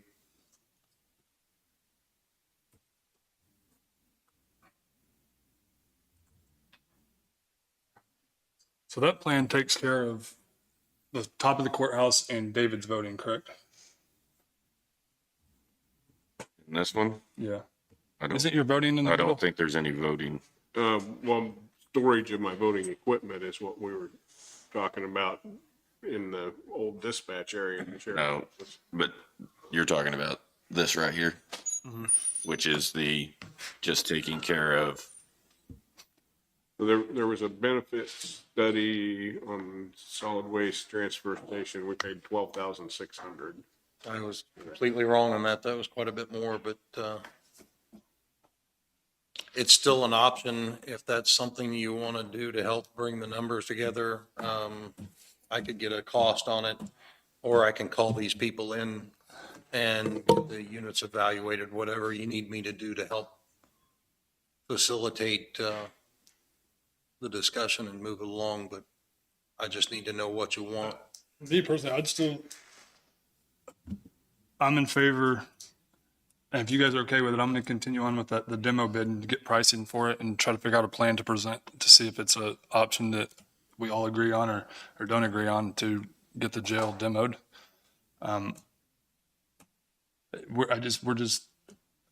I'd be in favor of leaving people in the first level of the courthouse. It's going to have to be remodeled anyway, one way or another. Either way, we pull people out, we're going to have to redo it. And if we leave people in there, we're going to have to redo it. Or keep it up to par. I mean, not really redo it, but maybe add some HVAC or something. I don't know. I mean, that's not my profession, but I think we owe it to the people on top floor to get them off. That's what we've told them all along, and I think that's where we ought to move towards getting the old judicial building.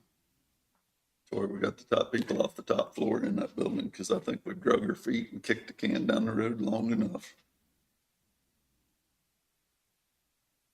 So if, And we're gonna do that, $12,000 bid at a time on a couple $100,000 project. I don't think you'll spend a couple $100,000 in there. If you remodel it by putting the floors and the things back, like repairing it, I think you're correct. You won't spend that. I don't know what the paint cost. I don't know how much of it will have to be repaired, but it depends on, and we had wainscot, it was 4x8 sheets, correct? Is that correct, They had, what, 11 grand? That correct. just scares me. It depends on how much you're gonna do and how much you're gonna put into it. You know, if you're completely remodeling the building, it's one thing, but if you're repairing, replacing, it's a complete other thing. And again, Remodel's a lot more expensive.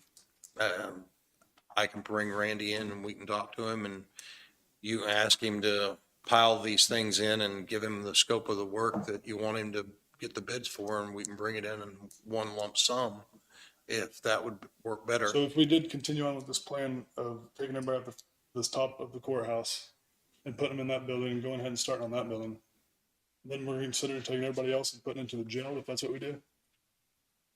Is that gonna work for you guys' operation, is what I'm asking. David, ladies?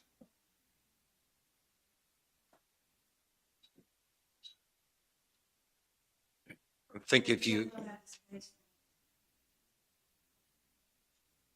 if that was your plan to move them, then we'd have to deal with the rest after that. But I can't tell you until you tell me who's going to go where, what our next step would be. I'm all about the plan, getting them on top of the courthouse, or top floor, getting them into that building. I think that if we play our cards right, we can get it under $1 million remodel. I think that if that's what we do that way, I would vote against anything that had to do with the sheriff's department. Okay. Chris, you want to talk? Chris kind of had a plan, a layout. Well, actually, what I wanted to, just in the scope of what you guys have been talking about, is two main points, because actually Sean, I think his idea of a study or whatever, if that's what you wanted to do, is certainly a great option. However, keep in mind, we do have the original government center drawings. So there was studies done at that time on office space. All the offices were going to be moved during that original plan. So And the square footage, where is that? And we have them, I have a set, There should be a hard set in that room right there. yeah. So the square footages, as was ultimately approved by the different departments, is in those plans. Now, whether, I'm just telling you square footage. So yeah, that's what that all boiled down to.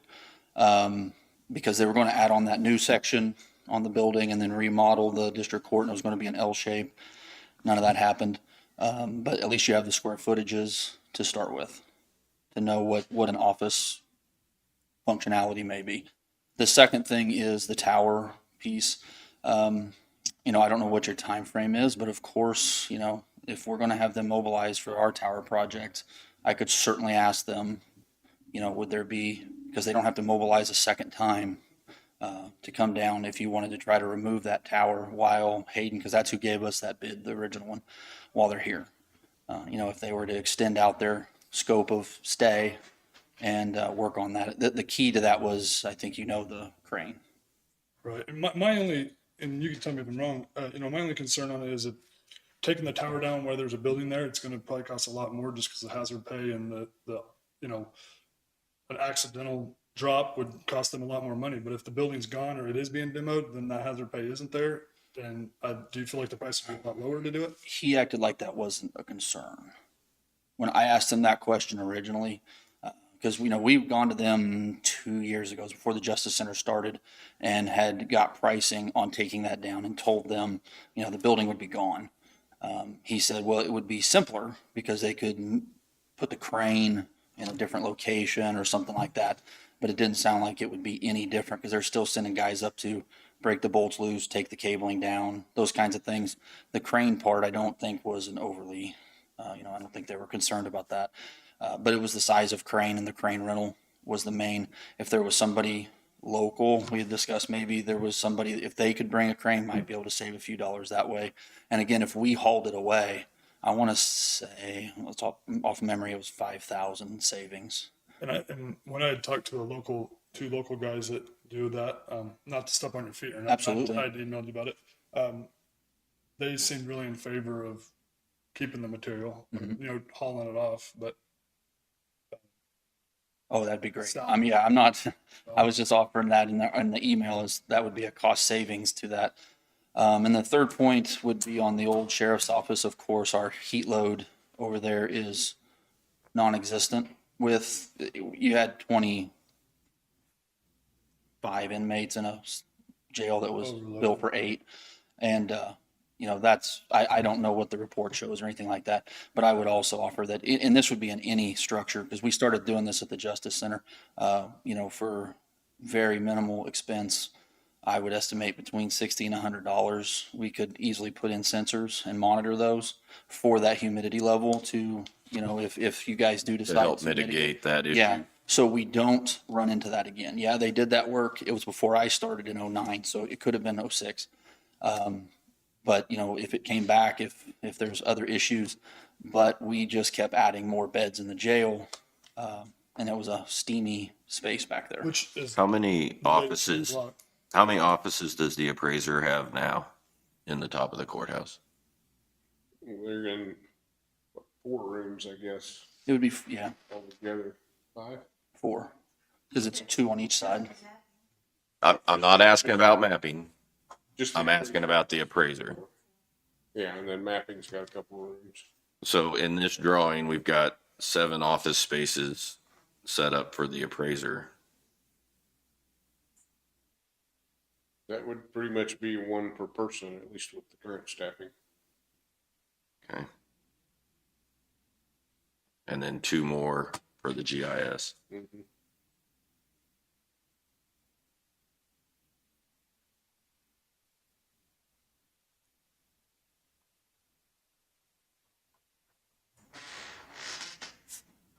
But, it'd be a concern of mine with the block and all the masonry, and I don't think there's vermiculite, which gets into a whole bunch of details about insulation. And I don't know if part of the issue over there is the humidity on the inside of the wall. Is it sweat a lot? Kevin, do you know? Does that block sweat a lot during climate change? No, it's not. As long as you keep your HVAC running. Take all them showers out. Will you be back?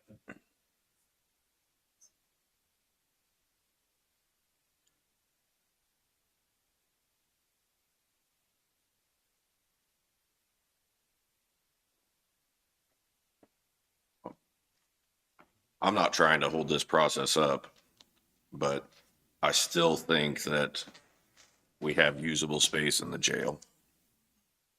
But is it worth and I agree, I think we do too, but is it worth the money that we're going to spend and headache we're going to spend to try to remodel it and then turn around and put money into the courthouse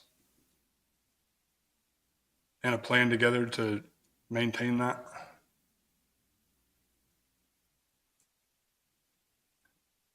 So your idea is to move everybody out of the courthouse? So we need to talk to Don George too. He has an office there. In the basement. Mm-hmm. So we'd have to figure him in a place too. You guys want to throw your 2 cents in? Or you want to? Say your name and what your thought is? Please. Okay. What's your reasoning? Well, where are you gonna put my things? How many safes do you have to have? 2. Okay. So I have 4. 2 is on the outside. And Chris would need more space for a safe than I do.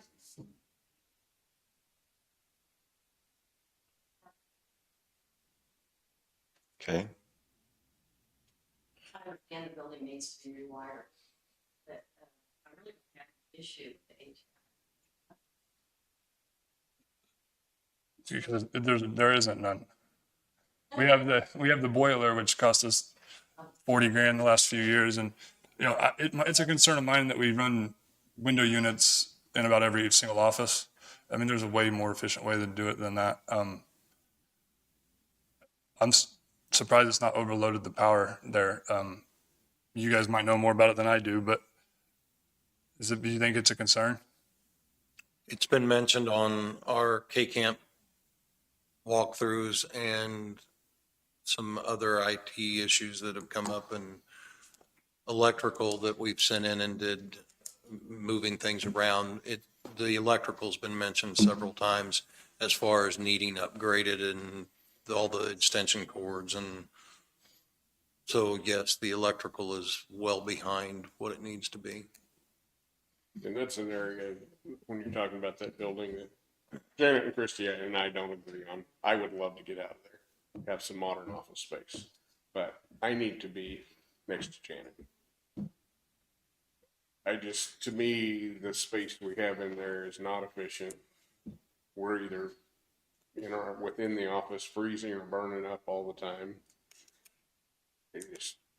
I would love to have a better office space.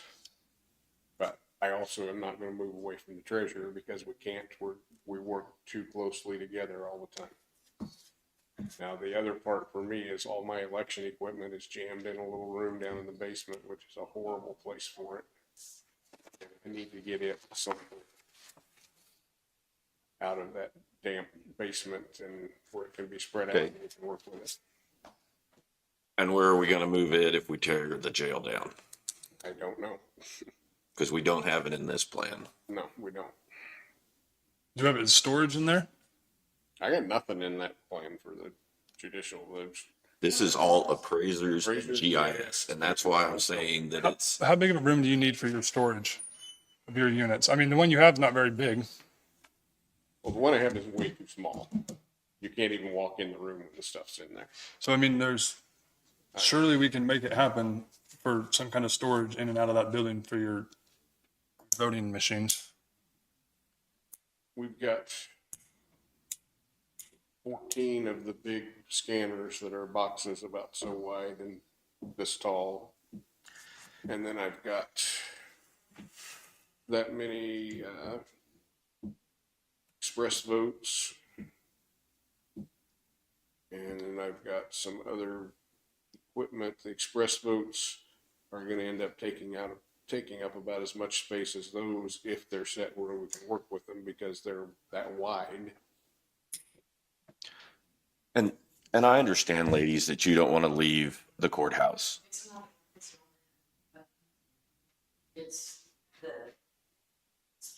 we have it down to an efficient, work station, basically. And I would hate to see moving all those books out of the work, but all of it. Okay. And when they did the study for the other building, they ran this in, really didn't have a room. My space wasn't. Yeah, and at that time, there was a whole bunch of the space taken up in what would have been the new one over there for fire and emergency management that I don't, is Randy still back here? Yeah. He wasn't here at the time, but there was a hardened area in it and there was a lot of space taken up that. I'm going to step away and Which, get a drink. without that in it, there would have been a lot more spaces for office, for us, but. Can I say something? Yes. I just wanted to address, I was listening in. My name is Kathy Bridges. I'm the county appraiser. It's been a while since we were asked to go over and just walk through that building and then give our, and I'm sure this is probably what you're looking for. I know That is that, what I'm Jeff, looking at. yeah. The way the building is, and I'm sure you guys have been through it, we were under the impression that when we had gone over there is basically, how can you guys use this space as it is? Because we're not really going to knock down a lot of walls. We're going to, we're just going to go in and try to make this space usable. This is a very awkward building. I can tell you that because of the way the courtroom was, and there's a lot of area that's not usable, really. So when you look through there, basically we would want to move the public entrance to the left. In that area, there's that one where we get a lot of foot traffic. And so where they had the front office, there would be two individuals there. And then there's a safe, that area there. So then mapping would be joined in back. One of our individuals in our office works very closely with mapping on ownership issues and then just the whole workflow of our office. So that whole left side there is, when you get over there, it looks maybe big here, but it isn't. It isn't that big when you start placing, desks and whatnot. So, and then on the right side, we actually, we have, just one, two, we asked for a wall to be down because our field appraisers, they work very closely each other and basically within talking distance so they can, we do a lot of planning and communications. So you can see where basically one staff is on one side of the building, you walk through the hall, and the big kicker is that big space in the middle. And so where the appraiser would have to be in the back is, right now we have no really place to hold hearings. And so we have, several hundreds of hearings a year. And so we were hoping to make that space in the front. And so really we've got a group over here and a group over here, and we can walk in the middle. The GIS director in the back, but there's a whole area for a break room and stuff like that. And a lot of those is we didn't really need to modify too much, and we didn't. Our thinking is that it would probably be minimal construction and changes to get us in that building, but I know it's turning out to be something a little different. So as far as how many staff do we have, we currently have 7. I think in the future, for staff our sizes, we probably need to think about having at least one additional field staff. But I don't know if you've been upstairs, but the reason for that area for storage room is we have historical information we have to keep, and we have file cabinets lined that we have to access in that courtroom. I don't know if you've been upstairs in the courtroom, but it's not something that we can just pile in one of our offices. It's just, file cabinet after file cabinet of files. So so yes, we have 7 staff. You probably need to actually have 8 staff. And, but, it's not, when you talk about, us taking up the whole building, is when you go over there, there's a lot of hallways. Yeah, a lot of unusable space, just the way that, Yeah, a lot of hallways and a lot of just false walls and stuff in there too. So but I do know that we would love to get off the second floor. I know a lot of public would love us to get off that second floor too. So just wanted to come in and clarify. Thank you. Thank you, Kathy. And where I'm at is if we're gonna move everybody, we're moving everybody out of the courthouse, so are we gonna stick to this plan and move them there and then eventually move, or David and the clerks and Janet and all them over to the jail, or do we need to rethink all this and put the appraisers and mapping in the jail, put them in that building? That's where I don't wanna mess up. What's the best option?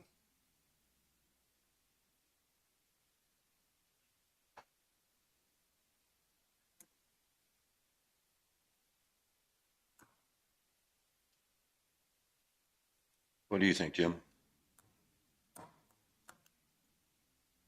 Go back to the jail. I think you gotta figure out the problem there before we do anything with it. I agree, but do you want to tear it down? Or do you think we can reuse it, or where? I don't know that you'll ever find anybody to guarantee it won't come back to you if it doesn't. So you're gonna look down the road in 15 years and you're gonna redoing what you're doing right now. Is what that's my feeling. Because I don't think there's anybody gonna step up and say the problem's solved. And keeping that back part with what's going on over there, keeping that back part is just a storage and I mean, not a whole lot of use, not a lot of light, not a lot of airflow. It's, And you think that's better than where we're storing in the bottom in the basement of the courthouse? Or not? Or, I mean, that's, what's going to be cheaper to take care of, I guess. I mean, because either, I just keep going back to, we have to maintain the courthouse anyway. We have to figure something out there regardless if we move everybody out or we don't.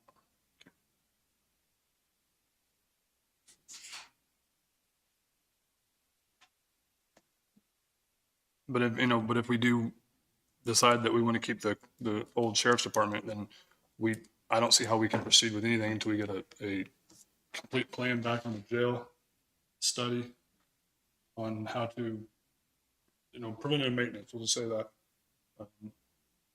I'm not opposed to that. And then, how long will that take? And then we run into contractors.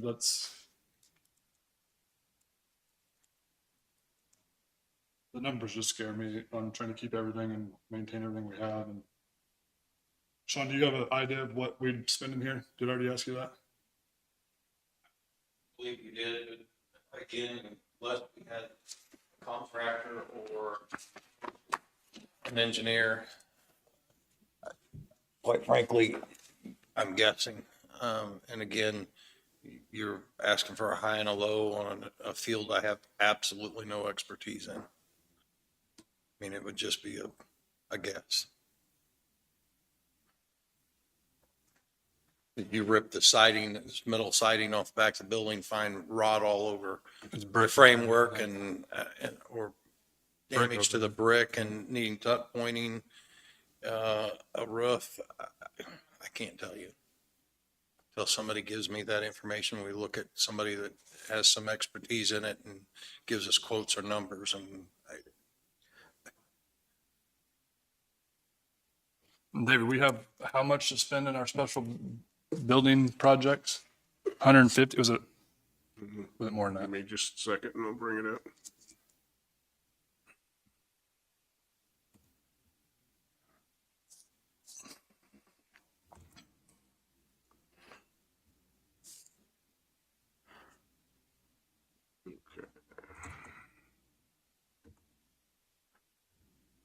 So what are we gonna do with the top of the courthouse? If we move them off, then what do we do with that? We have about 150,000 in special building this year. 150K. We've got money in contingency and windfall. If we get into projects, we need to spend some. My biggest thing right now, I need to know what you want to spend this year and what you want to spend next year so I can budget. I think the challenge for us here is going to be there's no elevators, so we can't really have public and expect.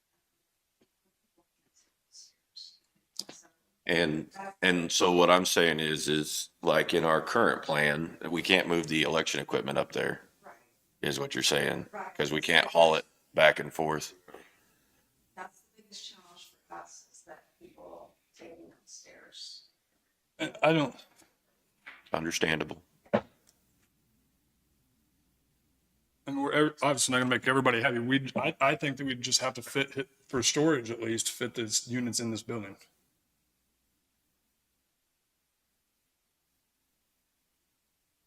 I agree, we do have to get them out of the bottom of the courthouse. There's a lot of moisture down there. I mean, it's not gonna be perfect. It's gonna be, do we take away a break room and that's where we utilize that for your storage for that?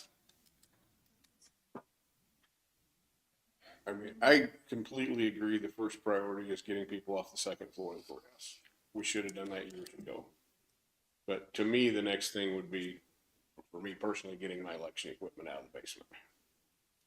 I can measure and tell you how much space I would need. I think I did that at one time, but I don't remember those numbers without looking back. But if we had room to keep that spread out around the room and get in between the machines and work to set them up and work on them, it's not a small space at all. It has to have electric Yeah, plug-ins a lot of electric outlets to plug everything into. the election equipment and I'm just trying not to add another complication to all of this. But the back half of the new senior center, based on what I saw downstairs and what I saw in dispatch, if that was a showstopper, that you had to have storage for that, it has an outdoor access and it does have enough space to store all that equipment. I think if you saw it, you'd say that there was more than enough Over space. Pleasanton? Yes. Yeah. And that's I the think I'd issue want is, it that far away. yeah, that's the issue, but I think we'd have to make it fit in the building then. We'd have to take away a break room or something. I don't know. It's not going to be perfect. But we can't let that sideline an entire project because he needs storage, right? He needs storage. We got to get it out there. And it's gotta be secured where only the election staff is the only one that can get into it.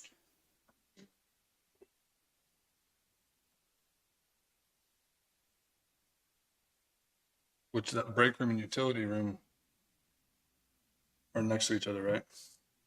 Do what? The break room, is that the break room and utility? Right here, Yeah. janitor's closet, and then bathrooms, public bathrooms. Oh, I guess I'm on the wrong end, the very back corner, yeah. Back here, Yeah. office supplies and break room. I mean, we'd maybe utilize those two areas. That's pretty big.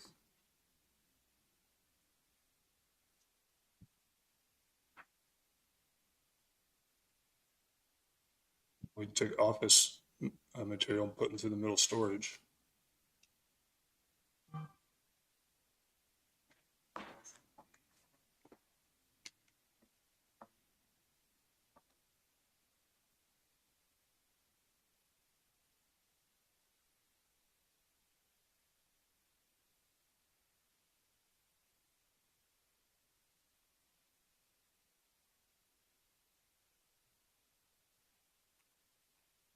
Unless you guys see another option.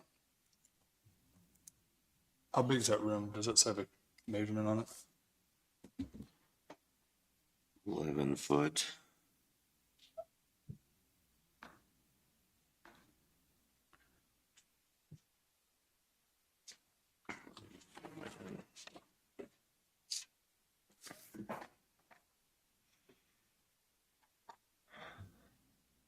The arrow goes, no.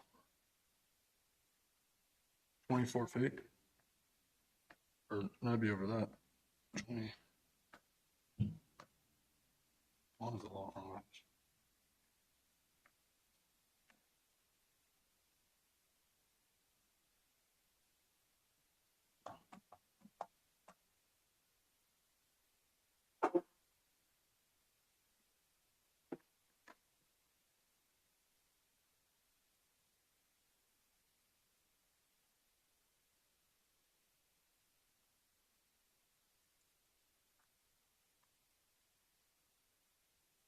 It'd be over 40 feet long and 11 feet wide, really.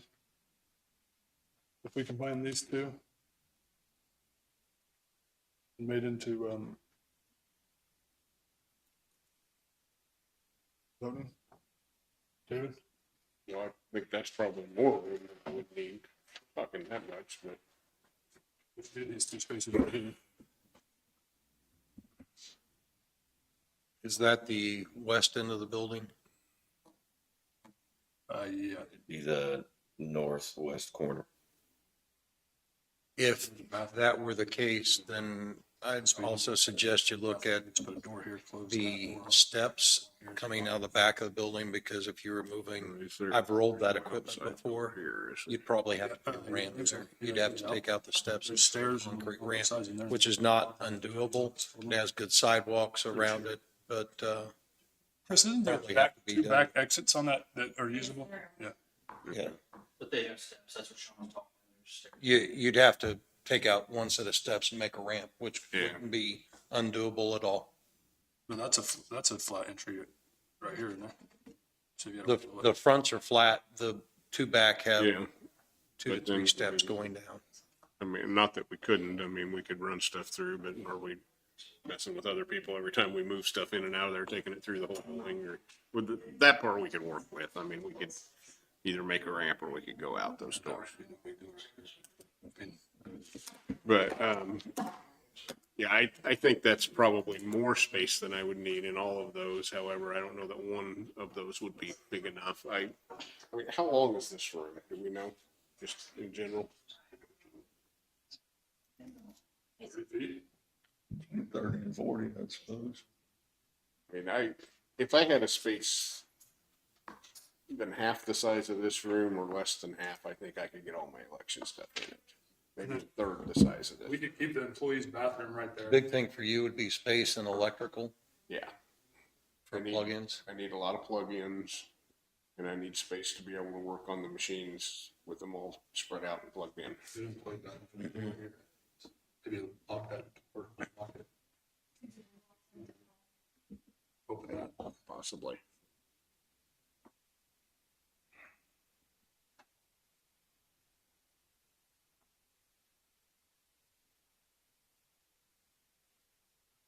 I think that'd be the most sensible way to do it. What you guys believe?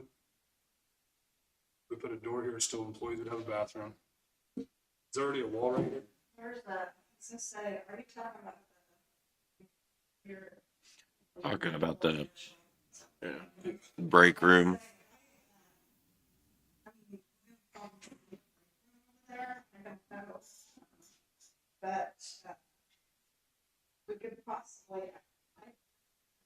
have all the panels for, like, we were encouraged not to put anything back in the back. But just use it for. Yes, that's where all the And that goes.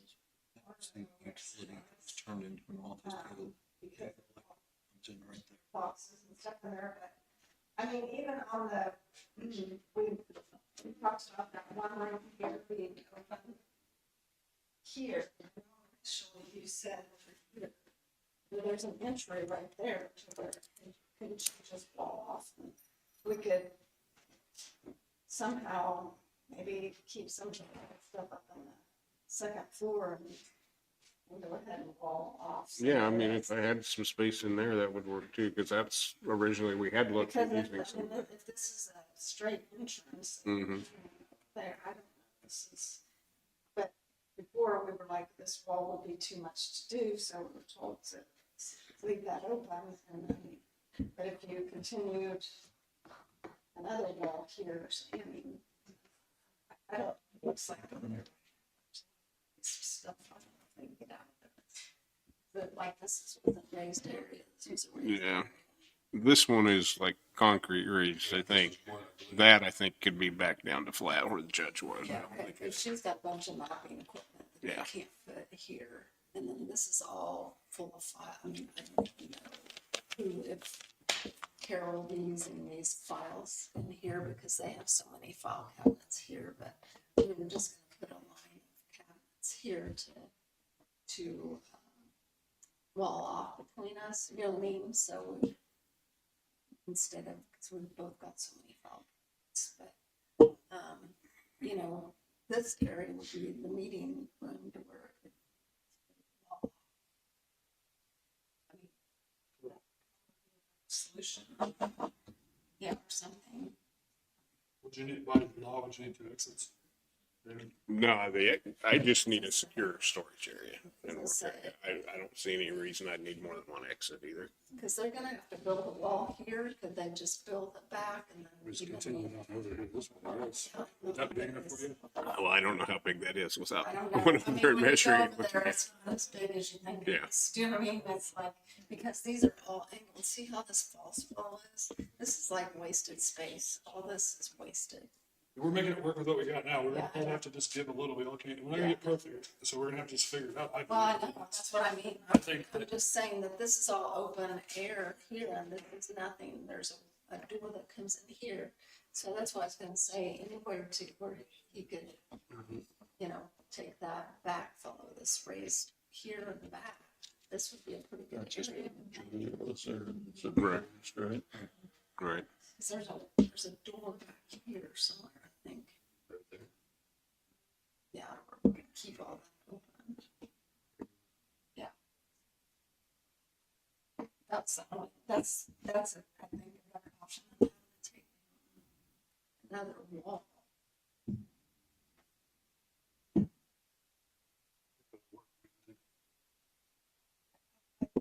Personally, that's fine.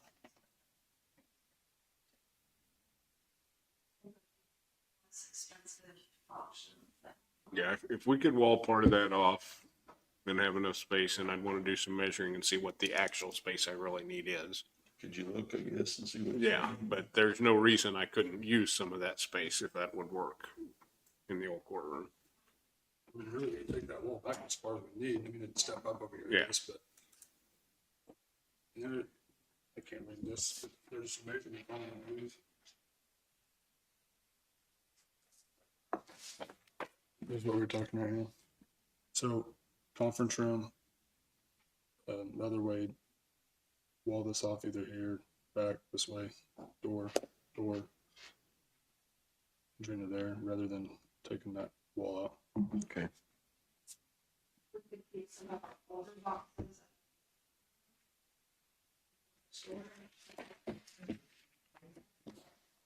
That's all Christmas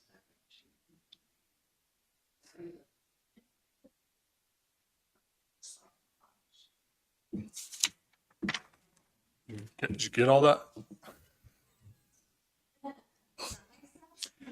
This is our tentative plan, I guess.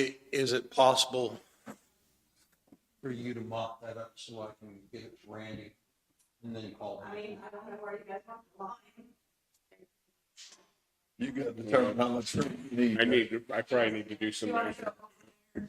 Say you want to go over there this afternoon? Yeah. We can measure out and then we'll show you what we think. Okay, because I have. If I can give a plan to Randy, then I can bring Randy in and get some numbers, have him Yes, we can go over this. look at the entirety of the project and try to build a number to it based on the scope of what you want to do and what you want to put into it.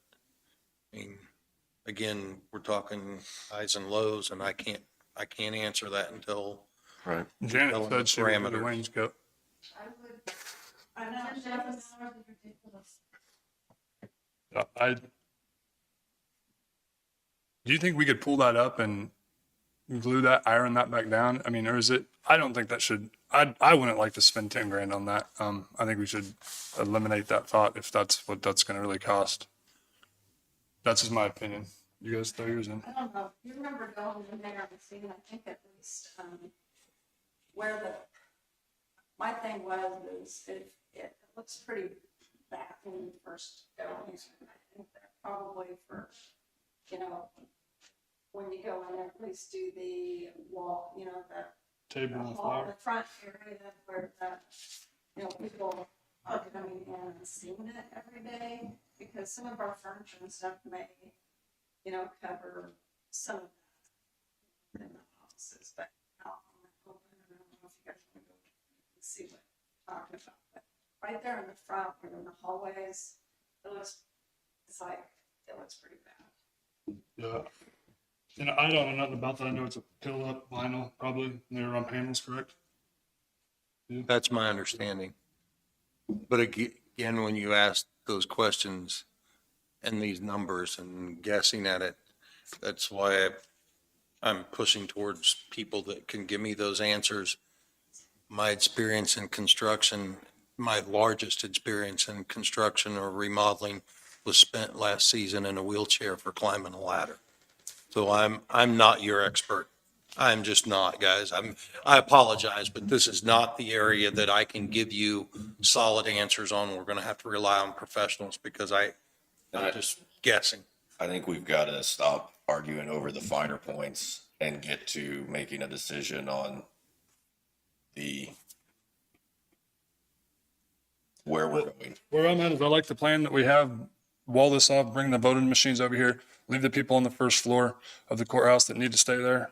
And I'd be in favor of demoing the jail and trying to use local contractors, and I'd reach out to one to try to get demo pricing, and for them to salvage the material and try to help offset some of the cost. Or reach out to Remco, which was the original demo construction company that had bid to demo everything. I talked to River City about it when they were here. That's where I'm at. I think if we get a price to remodel, we should get a price to demo too, to be fair. I mean, that's just where I'm at. So I would vote against remodeling the jail right now. I think we have too much on our hands. No contractors to do it. No, nothing against you, no professional undertaking. I mean, we don't have anybody that'll go through there and be able to do exactly what it needs. I am not a contractor. You do a good job though. Thank you. I'm just not. You do good. What's your thought? Jim? If we was to keep the jail, like I say, I don't think we'll find anybody that's gonna tell us that it was solved the Guarantee it. problem. I think we'd have to have some kind of line item for maintaining, preventative maintenance on the entire building to more of extent that we would at any of our other buildings. Or are we gonna talk about the judicial building over there? I mean, the attorney's building, what are we gonna do with it? Do we have any use for it? Doesn't it need to be teared down? Unless we have something that can be used over it, can we move fish and wildlife over there? I mean, what's the deal on that? I mean, I don't know that we have to give them space. We always have. I know we have an air conditioner running out of his office into the basement, which is causing us a lot of moisture problems, in my opinion. And can we offer it to them? Or how'd you guys feel about that? It's quite a bit of space compared to, and you're still going to have maintenance costs for the building and other things. If you were looking at salvaging that building or putting someone in that building, we looked at it for our staff here, and it would be enough space. We could keep the remodel cost down if you're going to keep it. If you're not going to keep it, then we'll figure this building out. Well, I would hope that we're gonna figure this building out. We've spent a lot of money doing that jail remodel to keep it, so I'm not in favor of doing anything. Besides remodel it better than it is. And if you looked at Fish and Wildlife or other people to go in here, I think if you deal with this, get this project going, the problem is we've got fires everywhere as far as all these different projects, and there's just no way with what I've got during the week that I can not only manage this, but I can't give you the answers. We need to get this down to So are you in favor? plan and one project at a time. I'm in favor of picking a direction and getting some people with some expertise in here and knocking these projects out.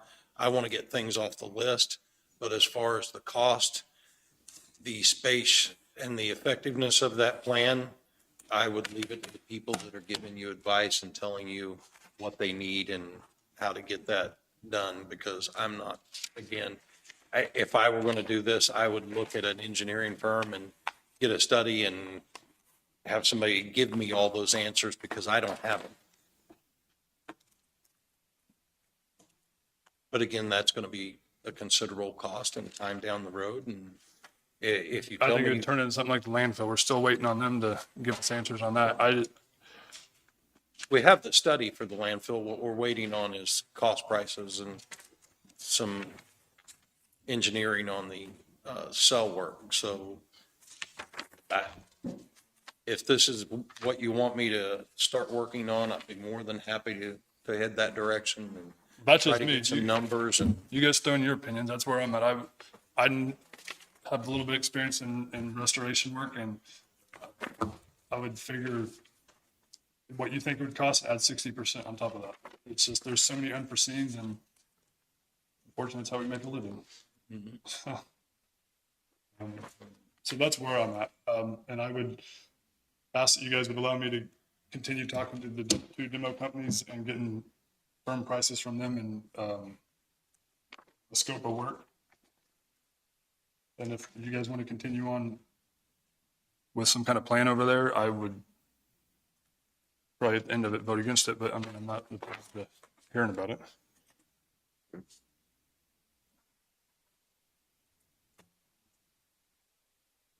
Any input?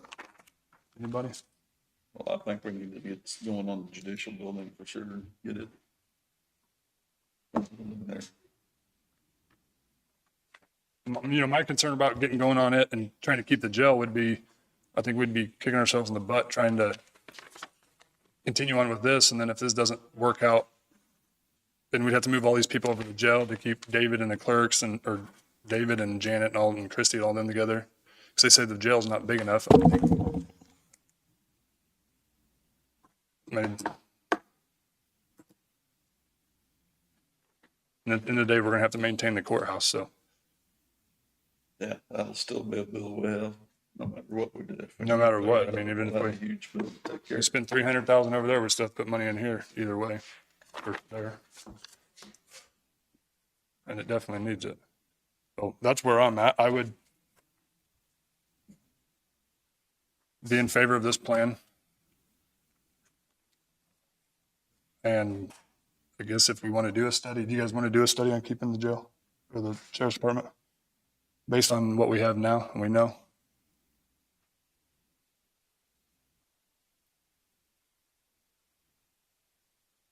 I do, but I'm just one. The only thing I can add to that discussion is I can have the roof units evaluated, bring Blue Skies in, they can talk to you if you want to do a study after that. If you believe it's viable, then we can go from there. I can try to save you the cost if you want to listen to somebody and get more information, or if you want to go do a study on the building, I can try to write something up for that, but I just really need a direction on what you need from me and what we can start preparing and working towards. Because we've got this project, we've got the senior center, I mean, We got the old senior center to sell, we have the airport, we have. we've got a few house up there, projects. we have the swimming area, there's a lot of stuff going on. and We've got a few projects we're trying to manage, and this one is, admittedly, this one has been an issue because We don't, had some and differing. Decisive.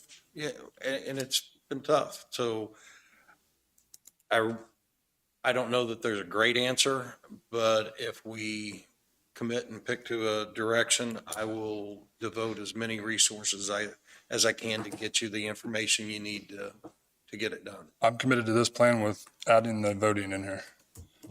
I'm good with that. Like I said, the building with the jail isn't hurting us and he's standing there right now. I mean, No, it's not, I mean, you no. know, if it's, So if it needs to be put on next year, and if that's where you guys we'll want to go get this with it. deal here going and I don't have a problem with that building and moving forward with that. And that's why I've said that, I'm not holding things up. So if that's the way you guys want to go, I would be in favor of that. I'm still against tearing the jail down at this point.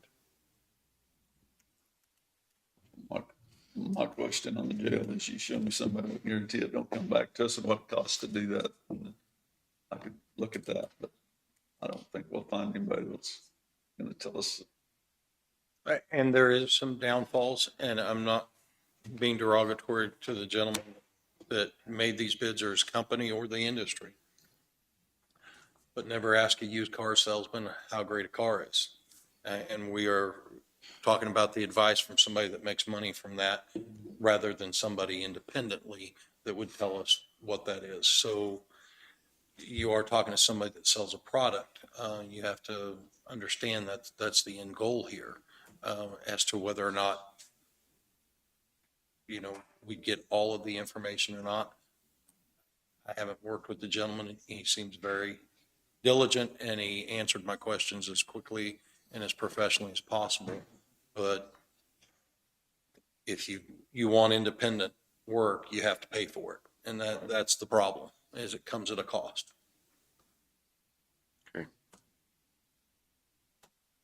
So do we need a motion, David, to continue on with this plan, and then do we need to set up? You necessarily need a motion at this point. If you Figure out what it's What gonna do you- cost. If you continue with this plan, they'll work together, they'll get the drawing, I'll get with Randy and I'll bring you back something to vote on. Okay. Minus the wainscot. I'm still gonna come back to I wanna know how much money you wanna spend this year and how much you wanna spend next year on all these. So we need an answer next week. I will I will bring Randy in next week. If I have a drawing this week, I'll bring him in next week and we'll try to have a discussion, get you in the ballpark. Get us in the ballpark of what we're gonna take. Yes, because he's not going to be able to bid all those things out in a week. No. It's just not going to happen. So we'll try to get you in the ballpark and get you some numbers, and he can give you his input on what he thinks you should and shouldn't put your money towards.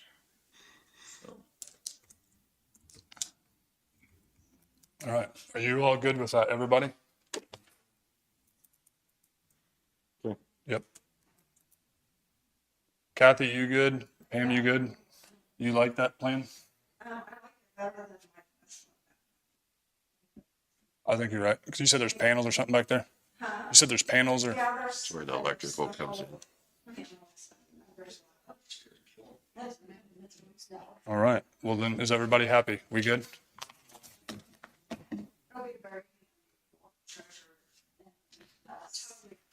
So much better because a lot of people don't have enough stairs when they should be because they don't go up the stairs.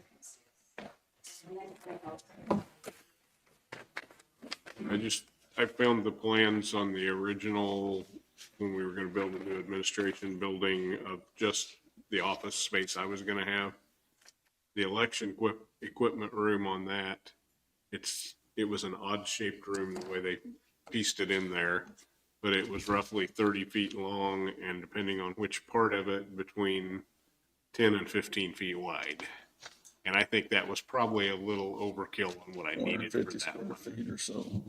But we can go over and do some measuring, and look and come up with something.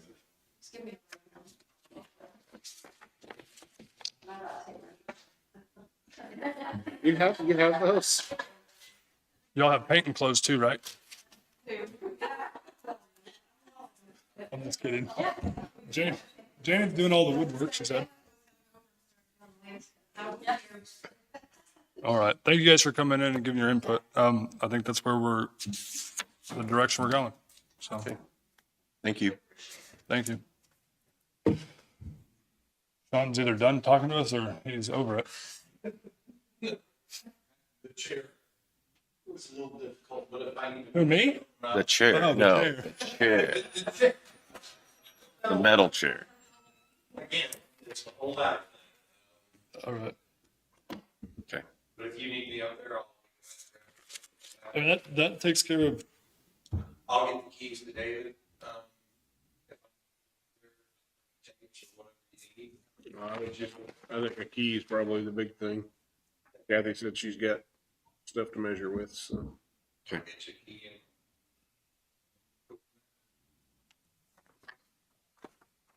I like it. All right, well, I know Pam's here for her budget, and then I have some for you today too, we can talk about. Do we need a motion on this paint and bid to proceed with it? And we I guess we did. Do I need to sign anything and give it to him, or how do we? We do, I can just sign this one and, yeah, because you did a motion to approve that paint bid. You're talking on the senior center. yeah. I don't know if they need something signed on there. I haven't really even looked at that, but You want to take a look at it? And then we have the bid, or we have the invoice for the guttering, which is $1,080. Do we need anything to release that payment? He got a hard copy. I gave it to Sean. okay, I haven't even seen that invoice. Okay. So I don't see anything on here that's asking for a signature, but since you've moved to approve it, I guess I'll check in with Sean again before I get out of the Okay. building. And Make sure he's gonna talk. he's to me. pretty easy to deal with. And he, like I said, I think he got some maintenance stuff over here and he's ready to go. And all right. Well, looks like Pam, you're up.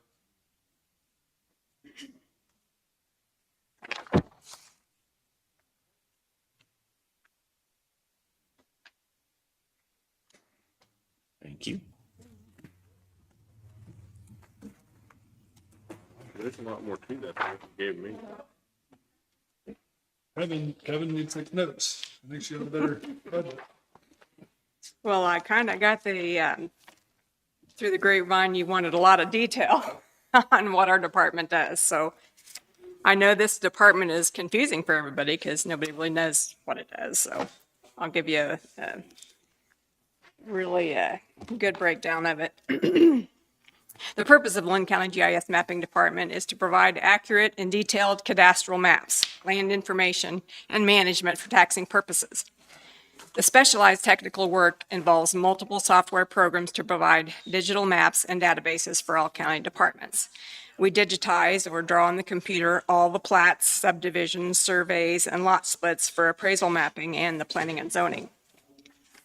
We maintain a daily deed log for all transfers of ownership and keep all deeds and records for each parcel on a map work card. The appraiser already reported to you that there was 2,579 transfers and 1,013 sales last year. We maintain a layer for all parcel boundaries, and we have 19,211, and another layer for land use, and there's 28,290 polygons in that. We maintain separate layers for each tax year. We have to research for back taxes, mortgages, the deeds, the names have to be identical before we can combine any properties. When there's a parcel split, we map the parcel changes and the land use changes and overlay them with a soils layer. Then we run ag use reports for data entry into the Orion software for the appraiser's office. Sometimes we have to run 2 reports depending on what time of year it is and which tax year the changes affect. For like an informal hearing, it would just be on the current tax year, but the payment under protest involves the previous tax year, so we would have to make all those changes on the previous year and then again on the current year. We must check each year to see if there have been any changes to the soils through the NRCS, and we have to acquire new data if there were any changes. Every other year, we acquire the NAPE imagery and do a total review of the county to look for any ag use changes like CRP, crop fields, hay or pasture, clearing of trees, home sites. If the imagery indicates changes, then we map those on the land use layer and run new ag reports to the appraiser's office. We download the sales information from Orion and link it to the parcel layer to show the valid sales for multiple years and provide that as a confidential layer that the appraiser's office can access on our secure portal, and that is part of our Esri ELA software. We update the sales layer on a weekly basis. They used to manually mark the paper map. Every time there was a sale, she would get out the paper map and put a little tag on there. Now it's all online. They can access it through the internet online. We assign all 911 situs addresses outside of city limits. We maintain all the NG 911 data within the database. Those layers included are all the address points within the county, the road center lines, the authority boundary, the ambulance boundary, the fire boundary, the PSAP boundary, law enforcement boundary, municipal boundaries, highway mile markers, parks, streams, water bodies, and now trails. We're required to submit quarterly changes to the Kansas NG 911 portal. The data must pass multiple tests through the database toolbox before it can be submitted to the NG Coordinating Council portal. The toolbox checks to make sure there are no gaps or overlaps and that all the layers are relative and in the proper boundaries. The GPS location of a 911 caller determines which PSAP will get the call when they're calling 911. Used to it, everything would just hit by the phone number. Well, with cell phones now, it's by the location of the caller. So when that call comes in, it has to hit the map first to know which county to direct that call to. And then Wi-Fi calling, this is just a warning, Wi-Fi calling can give the wrong location so people need to be careful using that function on their cell phones. Landline phones are tied to your situs address and must match to an appropriate address point within the MSAG. Once our data is submitted to the state, they run more tests and then include our data into the statewide system. We're part of the MARC region now, who handles our dispatch equipment and hosts our local data. So we submit changes to MARC weekly or monthly, depending on how often we have them. But I'm still required to maintain the data and submit changes to the MARC region and the Kansas NG 911 Coordinating Council. So we manage 9,090 situs address points for 911, and each address point has 52 different columns or attributes of information. There are 4,650 road centerline segments because the road centerline has to break everywhere there's a change. If there's an intersection or if a change in city limits or a change in fire district boundary, all of those segments have to be broken. And each one of those segments has 56 attributes for each segment. So we're currently mapping parks and trails for 911. We've got 95 parks and 50 trail segments. And we were able to map some of them by the high quality imagery that we had flown, but still have to go to the field to get the others. We're still working on the equine trail at the park, in County Park. We acquire surrounding county 911 data for our address points and road center lines, and that helps us with mutual aid or to answer MARC questions, because that adjoining data shows what road name changed to when you leave Linn County. What that same road name in Linn County is when it changes to Anderson or Miami, what that road name is. The MARC regions called me a few times or sent me emails about needing address verification, and so it'll be an address point, and I can look at that adjoining data because I know it's not ours, but I can tell her if it's a Miami County address. We also work with the post office managers, municipalities, utility, and local phone companies on addresses. Recently, we were able to use GIS to intersect the address point with the plat lot boundary and then with the parcel boundary to provide a list of potential need of cluster boxes for Linn Valley. Every lot has an address, but some parcels have multiple lots within the parcel, so they don't necessarily need a box for every single lot. And we also do the cell tower locations and addresses. We keep a file of all of the letters that we have assigned for the address changes for mortgage companies, insurance companies, as well as maps showing the location. Unfortunately, some mortgage companies use the address instead of the legal description, and if the address changes, then it causes a problem. Some things have a domino effect like an annexation. So you don't just draw a line on a map. With all of these different attributes, all of those different things have to be changed. We recently received an ordinance for property being annexed into a city. So I've given you, if you want to flip over to your tab, I've given you all of the steps that have to be changed and how complex one change can be. So with just one city limit boundary change, one document filed with the Register of Deeds, it comes to our office. And this first picture shows the mapping software with the NG911 database, the topology and the layers, all of the layers over on the left-hand side. And then along the bottom, all of the different attributes that are required for those different center lines and address points. So the first one, you see the blue highlighted, that was the current city limit line. And then the second one, you see where that blue line changed. And then you can see the little rectangle because part of that did not get annexed in, which is an electric company parcel. So that shows how you would change the municipal boundary. And then along there, it shows the required attributes that were changed. And then if you flip over to the next one, there's address attributes that have to change because that address point was not in the city and now is in the city. So some of the attributes have to be changed for the municipality, the ESN, the MSAG, the postal code, the road center line. Every road center line segment has a unique ID, and that has to correspond with all of the address points that follow along that road segment. So if a city annexes something in, are they they don't have to pay for us or for you to go in and do all this stuff? How does it work in other counties? Is it just part of it? Mm-hmm. They never have to pay? That's part of your 911. Okay, it's part of the 911? Okay. So, and then for every road segment, then it has to be broken down, and this just kind of, I have to figure out what all that's going to be, where all those breaks are going to be, what address ranges are going to change and all that. I give you the nice typed up copy, but that's the brainstorming I would have to go through to determine all of that before I actually went in and made those changes and corrections. So you have to determine what those will be. And then when you break a center line, then you have to give that one or the other pieces a new road segment ID, unique ID. And then that has to correspond with any address points that are on there. So in the next page 5,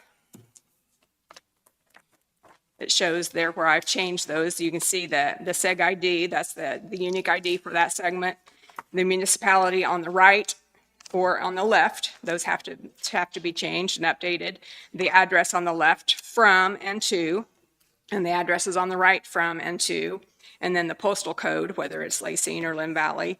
The ESN, the emergency service number, it determines which dispatch, or who dispatch is going to send as far as if it's going to be sheriff's department or police department, and which fire response as well. And then the MSAG company, the MSAG community, right and left, is also very important because Lacine, Tanglewood, and Linn Valley all have the same zip code. But if you didn't put the community in, then it wouldn't know where to send them because it's going to hit that zip code. And so the postal code is the same, but then the MSAG community is not. And it would be the same way with Goodrich and Parker and Tanglewood, or not Tanglewood, but Trading Post and Holiday Lakes. You know, they would be Pleasanton. So that's why we have to have that attribute for the MSAG community. So I already explained about splitting the center lines. You can see on page 6, that one blue line, that shows the line that had to be split, where the purple line then, where the city limit boundary is then. And I was very choosy on which segment I was going to give the new seg ID, because if I'd have give the top portion the new seg ID, I would have had to change every one of those address points to reflect that change. So then on page 7, you have to change the road segment ID, the municipality, the address left and right, the postal code, the ESN, and as the MSAGs are, the communities are, some of those are unincorporated. And then I did all that for O'Leary Road, and then I had to do that also for US Highway 69, even though there isn't anybody addressed off of US Highway 69, that still has to reflect on what the ESN is on the left and right. So 3 road segments became 6 road segments, and there were address points that had to match the center line ID changes. And then on page 11, you'll see that you have to, they have a layer that's a polygon layer that's the ESE, the emergency service phone. So that had to change then to reflect the same as the city limit boundaries. And then it shows the before and after. And then on page 13, it was the police or law boundaries. So that all had to change, and all of the attributes reflect on that. And then page 15 is the fire district boundary, the before and after the annexation. So everything that had to change there. And then on page 17, because of my addressing software is reflected on how it geocodes off of the road center line, because the road center line from this end to this end knows the address range. So it, depending on where that driveway is going to be to get that new address, it is reflective of that address range. So the geocode off of the road center line. So since those things changed, I had to go in and rebuild the address locator so that that software would work then. So then on page 18, also have to change and update the taxing units and the parcel records in Orion for the new taxing district. So then after we get all that done, on page 19, I have to submit those changes to our 911 provider through their portal software, which was CenturyLink, now it's called something else. But then I have to go in and determine that, okay, this shows the MSAG for O'Leary Road, where does it need to change? You can see where it says side, both odds and evens, or odds or evens.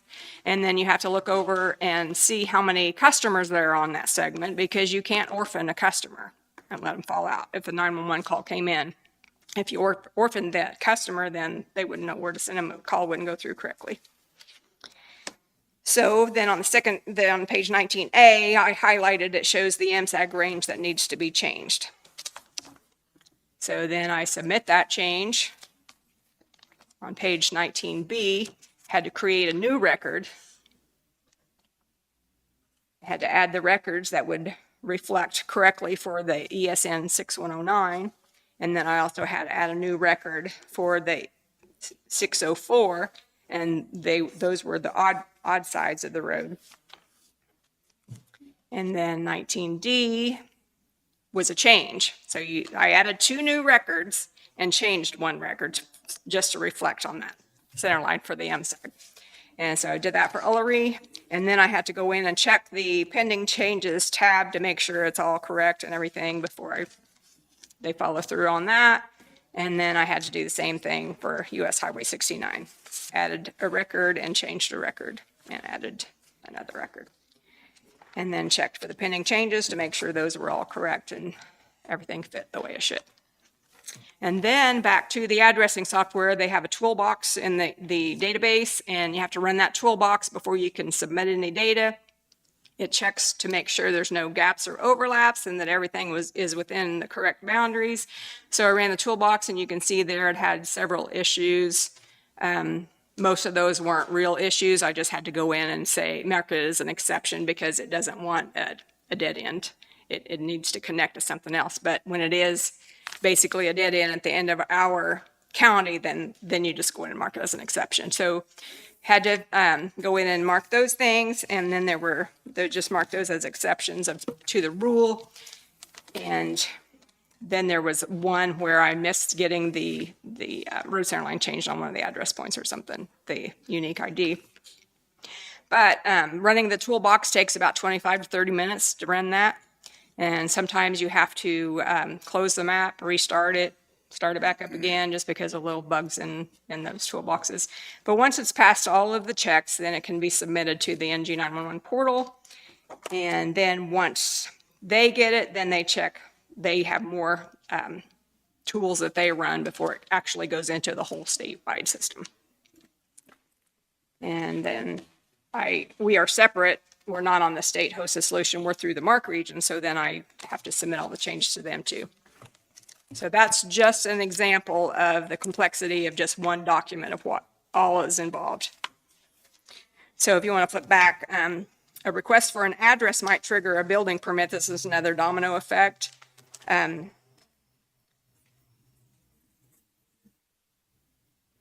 So like if they get a building permit, we have to change the land use again.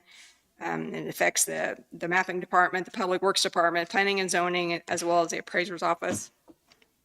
First, if somebody wants a new address, the first step they have to do is to fill out an driveway entrance application, and it has to be approved by the road foreman. And then once they install that, they take a picture of it that shows the coordinates on the picture, and then I can map that and assign the address, and then I notify the owner of what their address will be. I give copies to the clerk's office, the appraiser's office, and the treasurer's office, and then notify the MARC region, the post office, and the entrance tube is another layer that I keep, maintain and keep for the public works software. So I add that as well. I got 3 more pages. You want me to keep going? Or have I bored you to death yet? Your presentation, go ahead.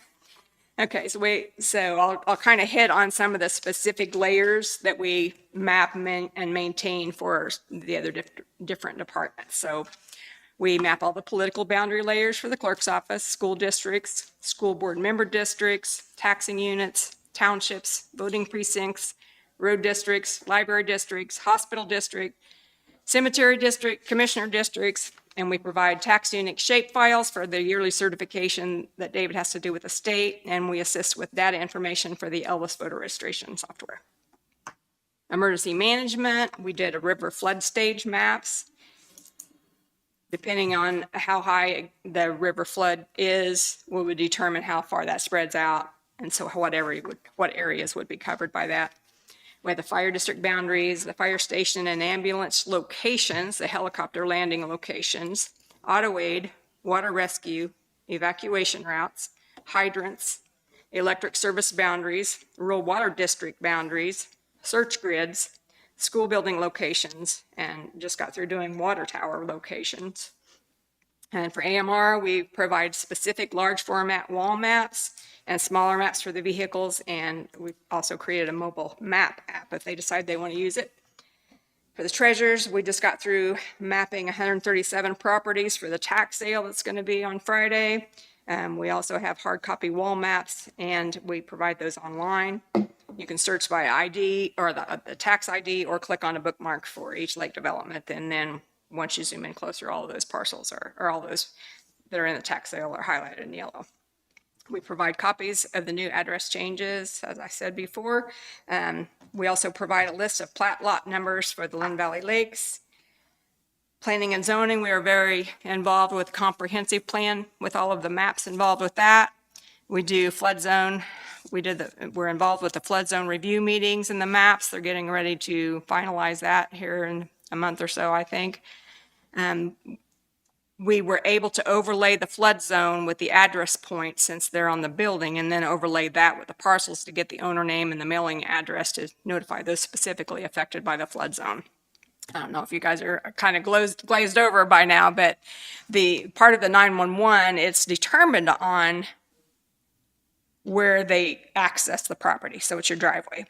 But for one of the NG 911 rules is the address point has to be on the structure.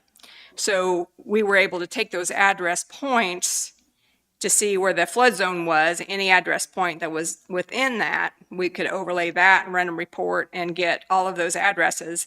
And then we were able to overlay that with the parcels to get who the owner was so we could get the mailing address, because people don't always live where their properties are. They may have rentals or whatever. So that's how we utilize GIS, is by overlaying those layers and deriving the data from it. We're also the flood zone map repository. We're doing all the future zoning map changes. We manage 11,467 zoning polygons for Linn County. Recently mapped 120 conditional use permit polygons, 621 zoning polygons for the city of Lacine, and 210 zoning polygons for the city of Parker, 741 zoning polygons for the city of Pleasanton, and 4,908 zoning polygons for the city of Linn Valley. For Public Works, many times they'll ask questions like how many miles of road or gravel that we maintain, how many is hard surface or minimum maintenance. We can do all that, those calculations from the maps. And we look up road records for vacations and minimum maintenance roads. We maintain the official road map with the new resolutions or changes that you guys adopt. We maintain a road record database that shows the original road name and the 911 road name. I have to give Carol big kudos on that. She did tons of research to come up with this database, and it has all of the original road names and the resolutions of where those were within what book and pages and all of that. And then it also cross-references with the new 911 road name, and it's all by section township range. So very valuable, because all of those road records are in multiple places. You can't just go over here and find them. They might be in the registered deeds office, or might be court records or whatever. So she's done a ton of work for that. We also created the map mowing areas for the bids for mowing, and also for the lease fields for the crop and hay pastures. And then there's Public Works software that keeps track of all of the work that they do. It's in the Public Works software, but we provide those layers on the map for that. Like what they maintain on like the grader or like noxious weed? Mm-hmm. And so we have a layer in there with 72 county building locations, 12 compactor locations, 9 lift station locations, and then we've got some other locations. There's 8 of those. Then the road, we grouped all of those by how they maintain them and how they fill out their time sheets and stuff. So there's 2,846 road location segments, and we mapped 96 new entrance tubes or replacement features. There's 2,336 culvert features, 211 bridge features, and 3,390 sign features.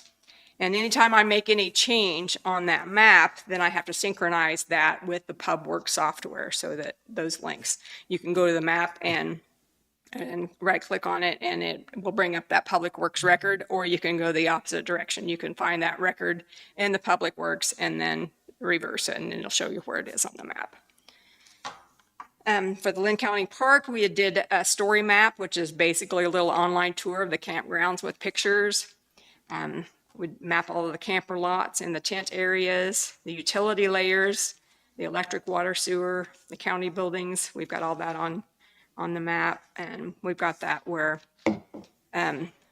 when Rick was here, he used that on his phone a lot to be able to see where those different utilities were when he was up there having to do some work. For our maintenance department, we have that where they have the online map of the utilities that we have collected, that we data collected at the park. And then some of the other things we do is map the cemeteries and the additions. We manage 21 years of imagery. We refer to those older images frequently to see history of land changes. And we acquire oblique imagery every 3 years. That's our good, amazing imagery that you go through the Connect Explorer. You can do that on your mobile phone as well. You can see the sides of the buildings. We were able to help when they were getting the bids for how much painting they were going to need on some of those shop buildings. We were able to use that oblique imagery to measure the height of the wall and that. So there's a lot of different uses for it. We have to convert all of the shape files, and a shape file is either for a point line or polygon. It has a projection and the style to features in the ARC server and the portal for online access. So the different mapping softwares is, we call it a shapefile because that one is used pretty much through all softwares. But also you can use databases and SE databases. So for online, it can't read a shapefile or whatever, so you have to convert everything into the server and then serve it up to the portal to be able to access all that. It's getting way more technical than I can probably explain it to you. But we have to maintain the two different types of data because the shape files is what we still use for PubWorks and the Connect Explorer software. We are continually learning new software updates, Esri, ArcGIS Desktop, ArcGIS Pro, ArcGIS Server, and Portal, PubWorks, Connect Explorer. And then we publish those, we update those and publish those to the portal as needed or once a week. We create and maintain all of the online maps in the portal with all of the web layers.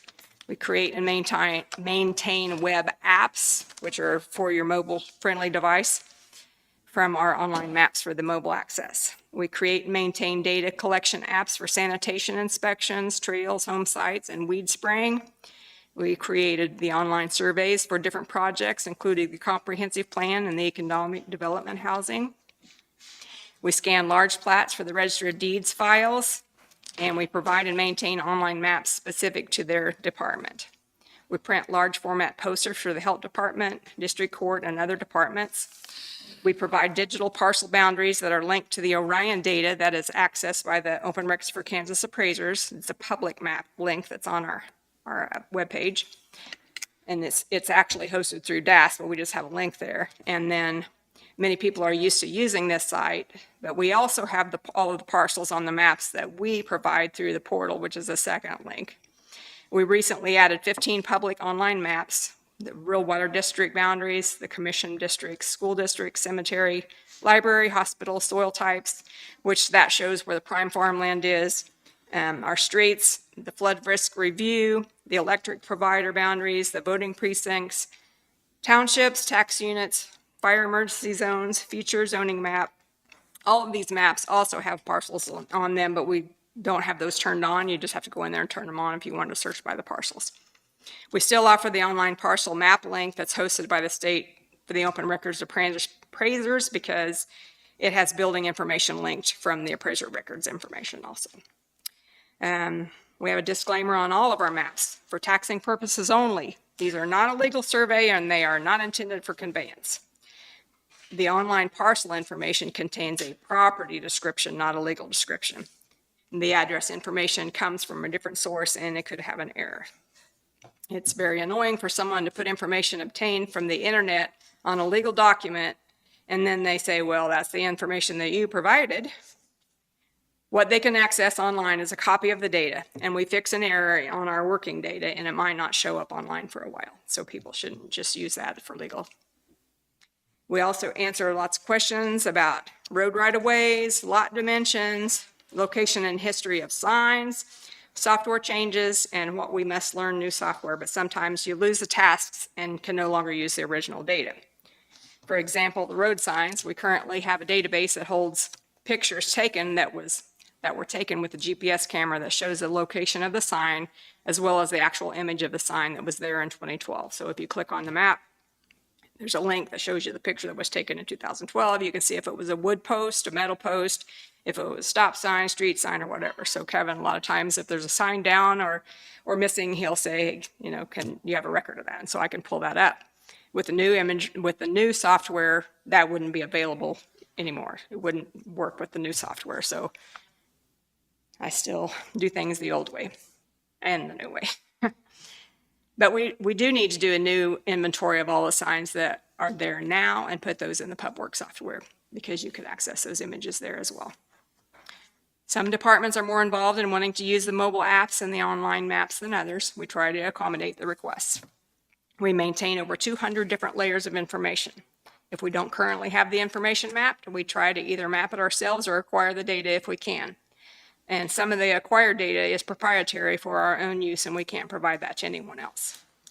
We try to help bridge the gap between departments. What one department does affects another department, and provide tools that would help them in their job. Data collection apps allows them to add or to edit data while they're in the field with their mobile device. We used to provide lists of surrounding property owners within a certain buffer distance, but now they're able to do that themselves if they want to.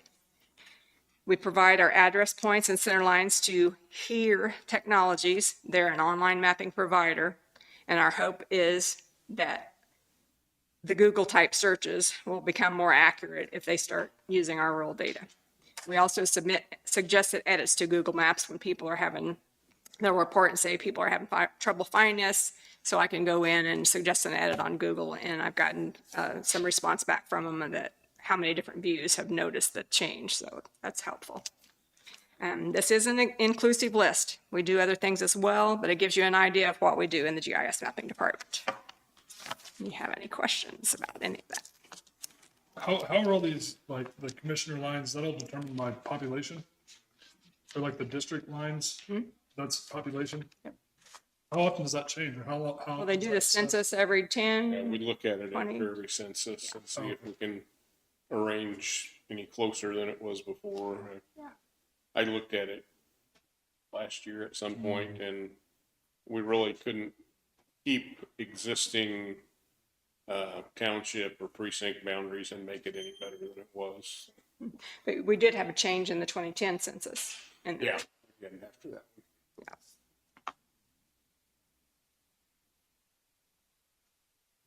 So for the budget, I am not increasing anything. I did put in the 2024 payroll without steps or a COLA. And as David had that item on there, so I didn't include for any kind of a COLA or anything, but David said he would do that if you guys chose to do one. And so the total fund for the proposed budget for 2024 is $165,137.70.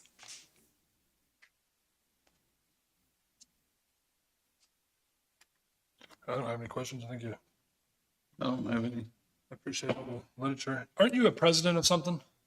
I was president of the Kansas Association of Mappers. Oh, you I were? was on the board of that for 6 years in different levels, but I'm kind of backed off of that.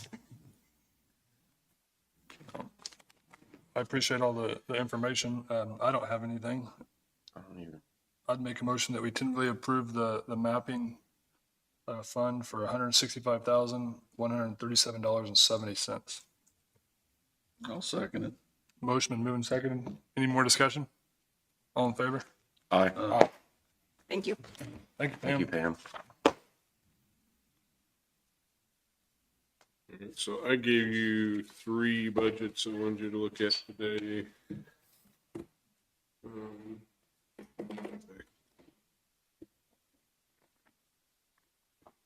I've got printed copies if you need them, or if you want to just look at your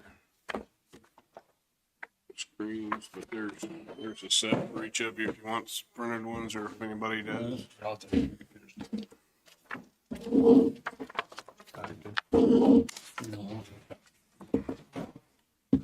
So, do you want me to just kind of hit all 3 of them at once and then figure out where you want to go or take one at a time, or what do we want to do here? Do whatever you do. Well, I put a little note on EMS is the first one I've got there. A little note I put on that cover sheet. This is a fund used for training EMTs, typically use this for firefighters or deputies so that they can get training.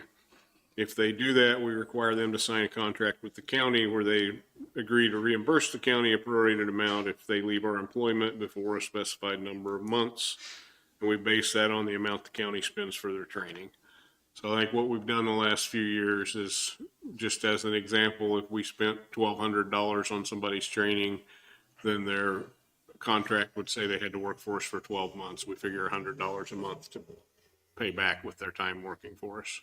Okay. If they would leave before that, we would bill them for the remaining amount.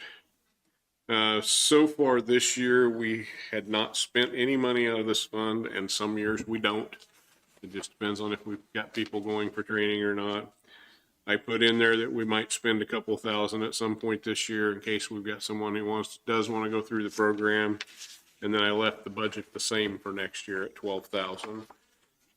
Just the other information that I sent with that one, I've got a copy of one of the EMT training agreements that we would have people sign if they want to do that. And I guess that's the only other thing I put with it.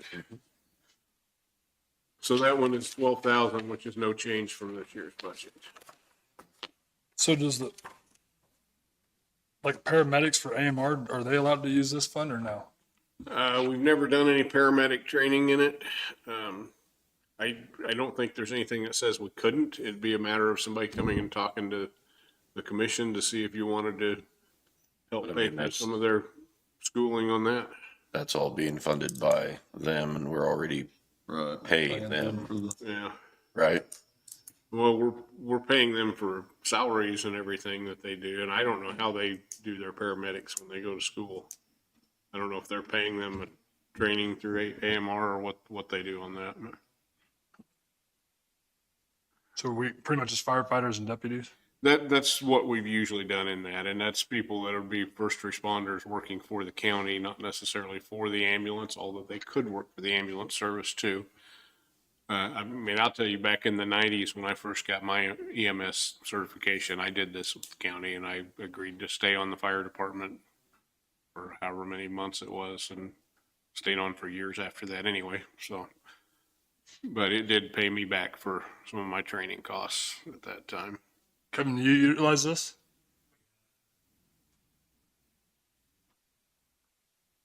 Is there a reason, or do you not want to, or I mean, what's the? Gotcha. Yeah. And I think we have had some deputies in the past that have. They were all on fire. Yeah. So On fire. On the fire. yeah.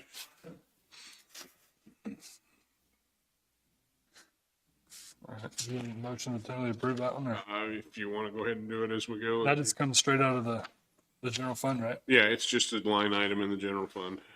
Okay. I'll make a motion that we tentatively approve the EMS budget in the amount of $12,000.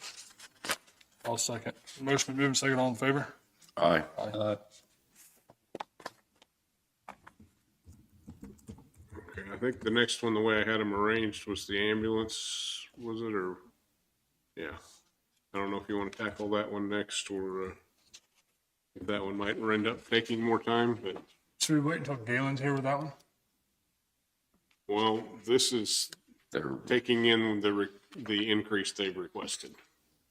Well, I mean, I don't know that there's anything we need from him. It's just, are you guys going to approve this, or are we gonna try to do something different? Other than that, which I did increase that line item to cover what they've requested. The others I just rearranged more than anything else to try to reflect more what we have been spending in some of those line items. I took the utilities, pest control, and assorted things like that up just a little. I don't know that we'll need that much, but it looks like we're on pace to spend about 75 this year. 7,500, not 1,000.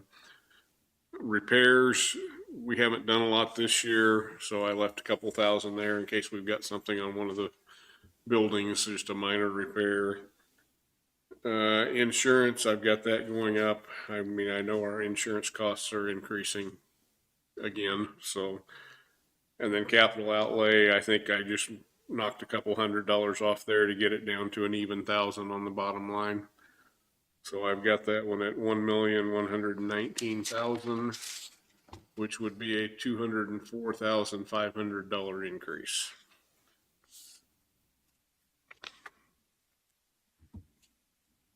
And AMR increased 205,000, right? Yes. Per year, right, for the next remaining 3? Yeah. So yeah, that's within what, $500 of what their increase is. I just trimmed that extra 500 out in some other areas that I thought we could knock it down. Which this includes mowing and, Yeah, our mowing stations, all that stuff is included. I gave you printouts out of our general ledger behind that for all of 22 and so far in 23, just so you could see what all we did spend out of that fund. At least I think I put 23 in there also. Yeah, I did. But it is utilities, pest control, mowing, I think are all coming out of that one line together. Insurance is just a one-time a year shot when we pay the K-Camp bill at the beginning of the year.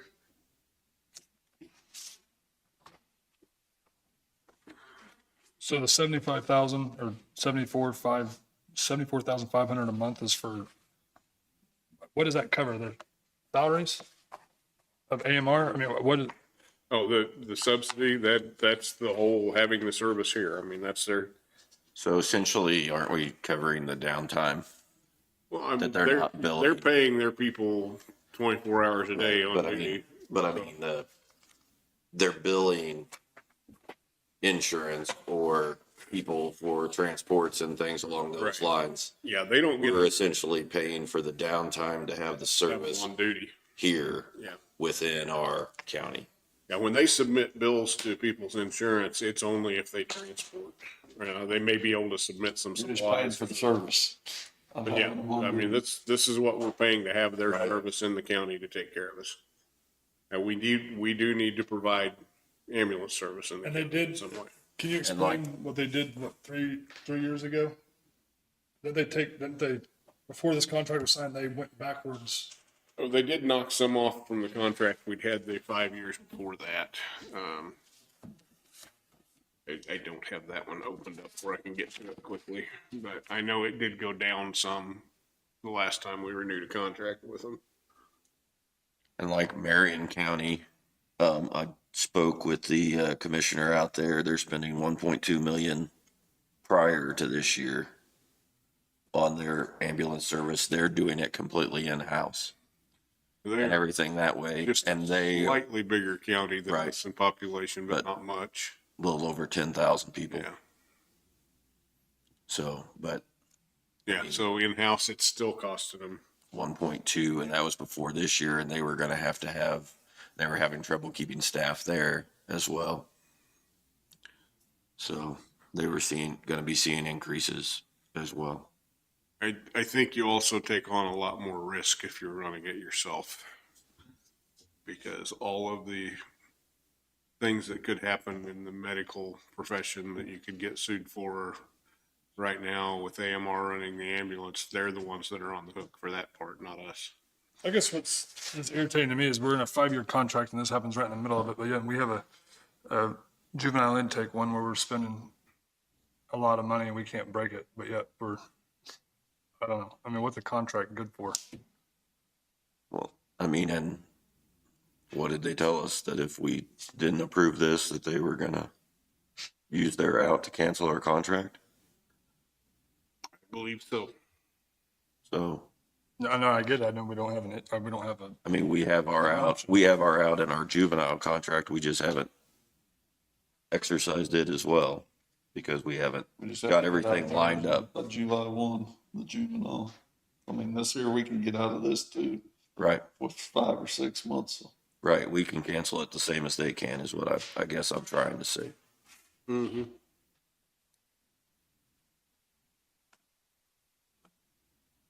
I don't really see that we have any other options. I pulled up the current one of theirs. Either party may terminate at any time without cause at its discretion upon 120 days written notice. If there's a breach of contract, it would be a 30-day written notice of the other party. So yes, we can get out of it too if we want to do that. I'll make a motion that we approve the ambulance budget in the amount of 1,119,000, which is an increase over the budget of last year of 914,500. I'll second. Motion been moved and seconded. All in favor? Aye. All right, the remaining one I gave you this week is the Fair Association. That one I gave you some background with it following there too, but there is a statute that specifically authorizes up to $500,000 for fair boards.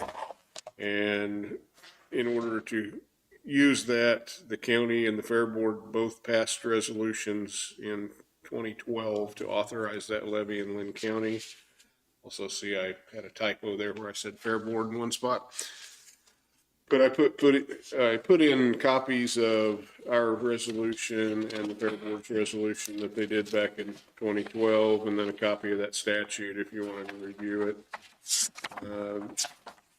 I think once that's in, it's pretty much they tell us how much they need us to levy for them each year. This is well under what $500,000 would be. I think this is right up there with about as high as we have levied for them. This is the same amount as last year. The year before that, they had actually dropped down on what they requested from us quite a bit, but then came back up. But it is truly their money. It's just that the way that statute's written, it's levied by the county for the Fair Association. Yeah, the year before we were down to 68,000. This year we're at 128, and they had requested to leave it the same at 128. And it's used for the erection and maintenance of buildings, right? Yeah, so and when you get into maintenance, I think there's a pretty liberal view of what counts in that. I mean, Do you know how many fair items are there? That we fund? Is there? Two. we do a fair building and a fair premium, and then we own the 4-H building, so we have a budget for that. The fair building is $3,000 a year, I believe, if that's the right one. And then the fair premium is 20. And most years we've only spent 15 instead of 20, but we've budgeted 20 because that's another one written into the statute that if they come back and tell us after the fair is over, hey, we had to spend $6,000 more than we planned on premiums, we have to give them that money. So there's not a lot of choice on those. Can we have them come in and talk to us about the fair and how everything's operating and what they're? I don't think it's going to make a bit of difference in what we do here, but I would imagine we could probably get Wade to drop in, kind of go through things. I think last year he did come down when we were doing budget and was here.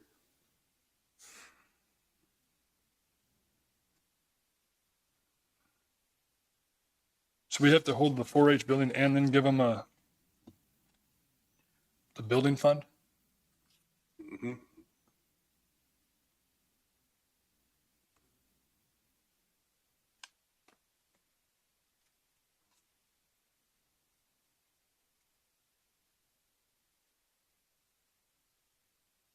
I'll make a motion that we approve the Fair Association Building Fund in the amount of 128,000. I'll second it. Motion been moved and second, all in favor? Aye. All right, so that's the only ones I had ready for you today. Go ahead. Say, I've just a quick rundown on what's left. I have not given you my clerk or election budgets yet. I need to work them up this week. The contingency, windfall, and special building are all ones that I'm waiting to get some guidance from you guys on what kind of money we're gonna spend on building projects and other projects you have. Debt service, that's just gonna be a matter of looking at the debt repayment schedule, and with the new bond issue, we're working on what it takes on that, and I'll fill the numbers in. That's funded by sales tax money. Some more of the ones that are down on the lower part of my list, telephone tax, dare, sewer, none of those are tax levy funds. So again, I'm gonna look at cash balances and see what we've got available and what we need to put in those budgets. Then the big one I've got left to give you is employee benefit. That one's gonna take several pages of spreadsheet to work up. Part of the discussion we'll get into there too is also gonna be cost of living. Do we wanna look at anything? I had started working on a proposal a few months ago on trying to come up with a policy at how we look at that every year. So I'll bring in what I had on that maybe next week for you guys to look at, just to get some opinions. But So like on our schedule and how we pay people, or what's it called? the cost or the salary schedule. Yeah, the pay scale. So if say there's an inflation or national inflation of 8% and we give a 5, so then we give the 5%, but then would we go back into our pay scale and go ahead and add that to 8 to keep up with? Do you feel like that's how we got so far behind here in Linn County? We're kind of paying behind? Is because we didn't keep up with? Well, there have been a lot of years where we didn't keep up with inflation. There may have been some years in the past where we gave more than inflation rate. There's never been a set policy. It's every year. Since before I was here, the clerk coming in, talking to the commission and say, hey, what do you want to do this year?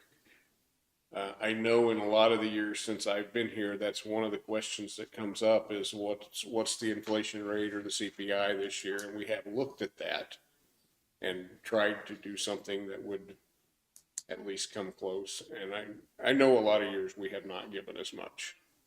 Now this year, we did the 5 at the beginning of the year. We also did another $1 an hour in April.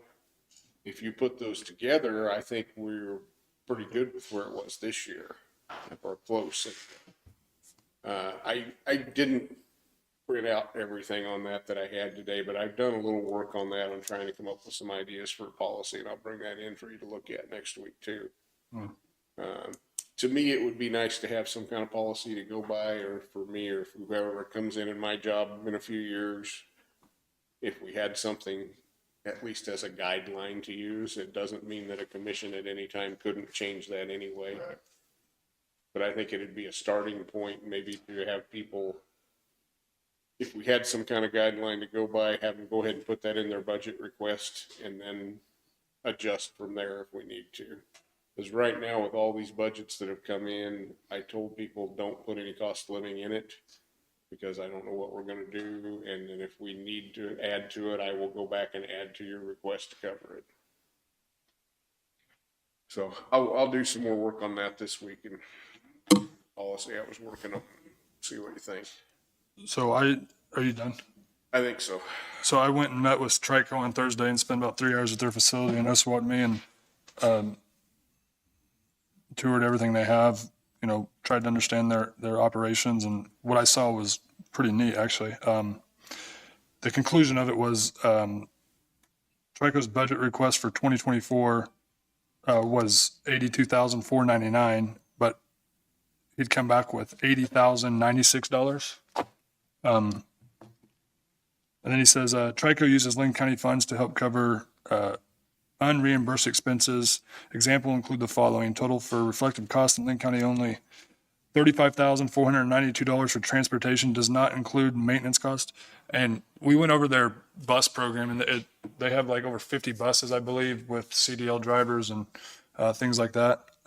Maintenance shop. $37,960.74 is for their nursing services, which they have a few RNs and LPNs, I believe, is what they told me. $10,367.08 for the payee services, helps clients manage their money,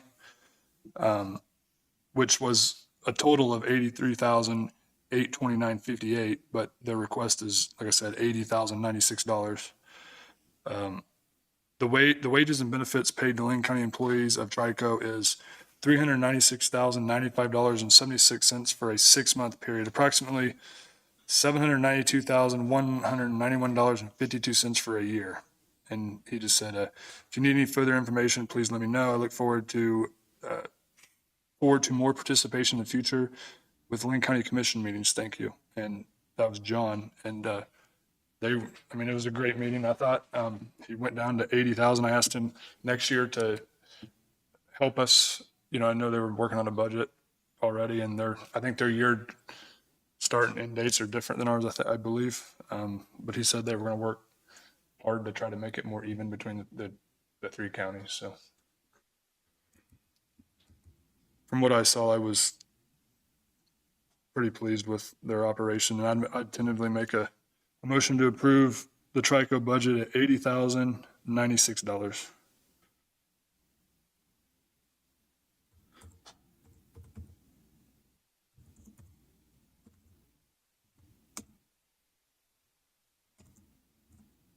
Get a second?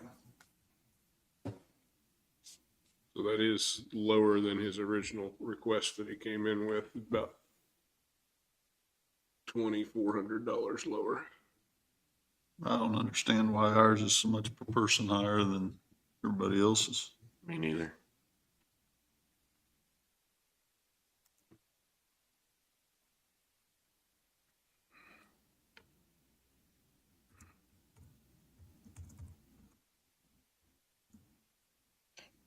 Well, there's a motion on the table. They get a second, not will die, and I encourage you guys to maybe call John and talk to him. He can explain a little more to you about his rhyme to his reason on that. And So, in the meeting, he told us it was because Prescott was so far out of the way. But, they're serving our area just the same as they're serving everybody else's area.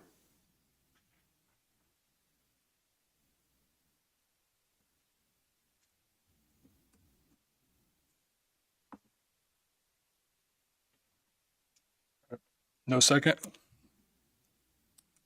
No. All right, motion dies.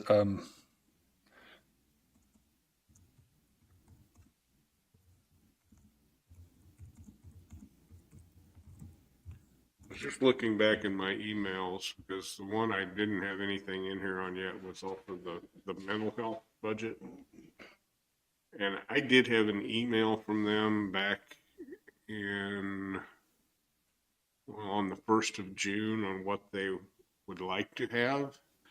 And along with the line, it said, if you would like to schedule time for our CEO, Nathan Fossen, to attend a commission meeting to discuss, please let me know. I emailed back, it looks like maybe a few days later, asking if he would be available on June 19th, and I've not heard anything else since then. So I haven't brought anything into you on that one because I didn't ever get any more response. So I will try to get a hold of them again this week and see what's going on. But yeah, I've had no response to that email. Okay. I do know what they asked for in the initial one they sent me would be about a $3,900 increase over what they have this year. Was that like 120,000 probably? 119,643. Last year's was 115,718. Right. So it's it's $3,925 increase is what they asked for. So I will reach out to them again this week, see if I can get anything back. Okay. But like I said, the ones that I'm waiting on some costs from you guys next week, and then like my clerk and election budgets and the benefits, I'll try to get to work on them. But other than that, I'm really looking at non-tax levy funds anyway, so those are just cash or income balances, so there's really nothing to be concerned about in those as it applies to tax levies. Okay.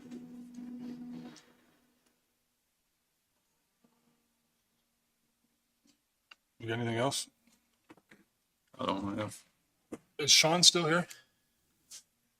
Don't, I was gonna ask him,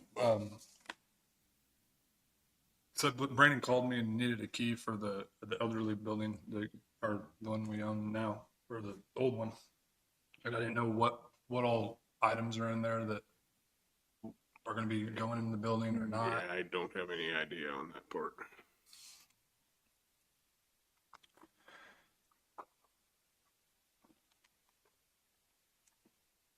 Ready for a motion to adjourn? I believe so. If nobody has anything else. I'll make a motion that we adjourn the meeting. I'll second it. Motion moving second, all in favor? Aye. Aye. Thank you, guys.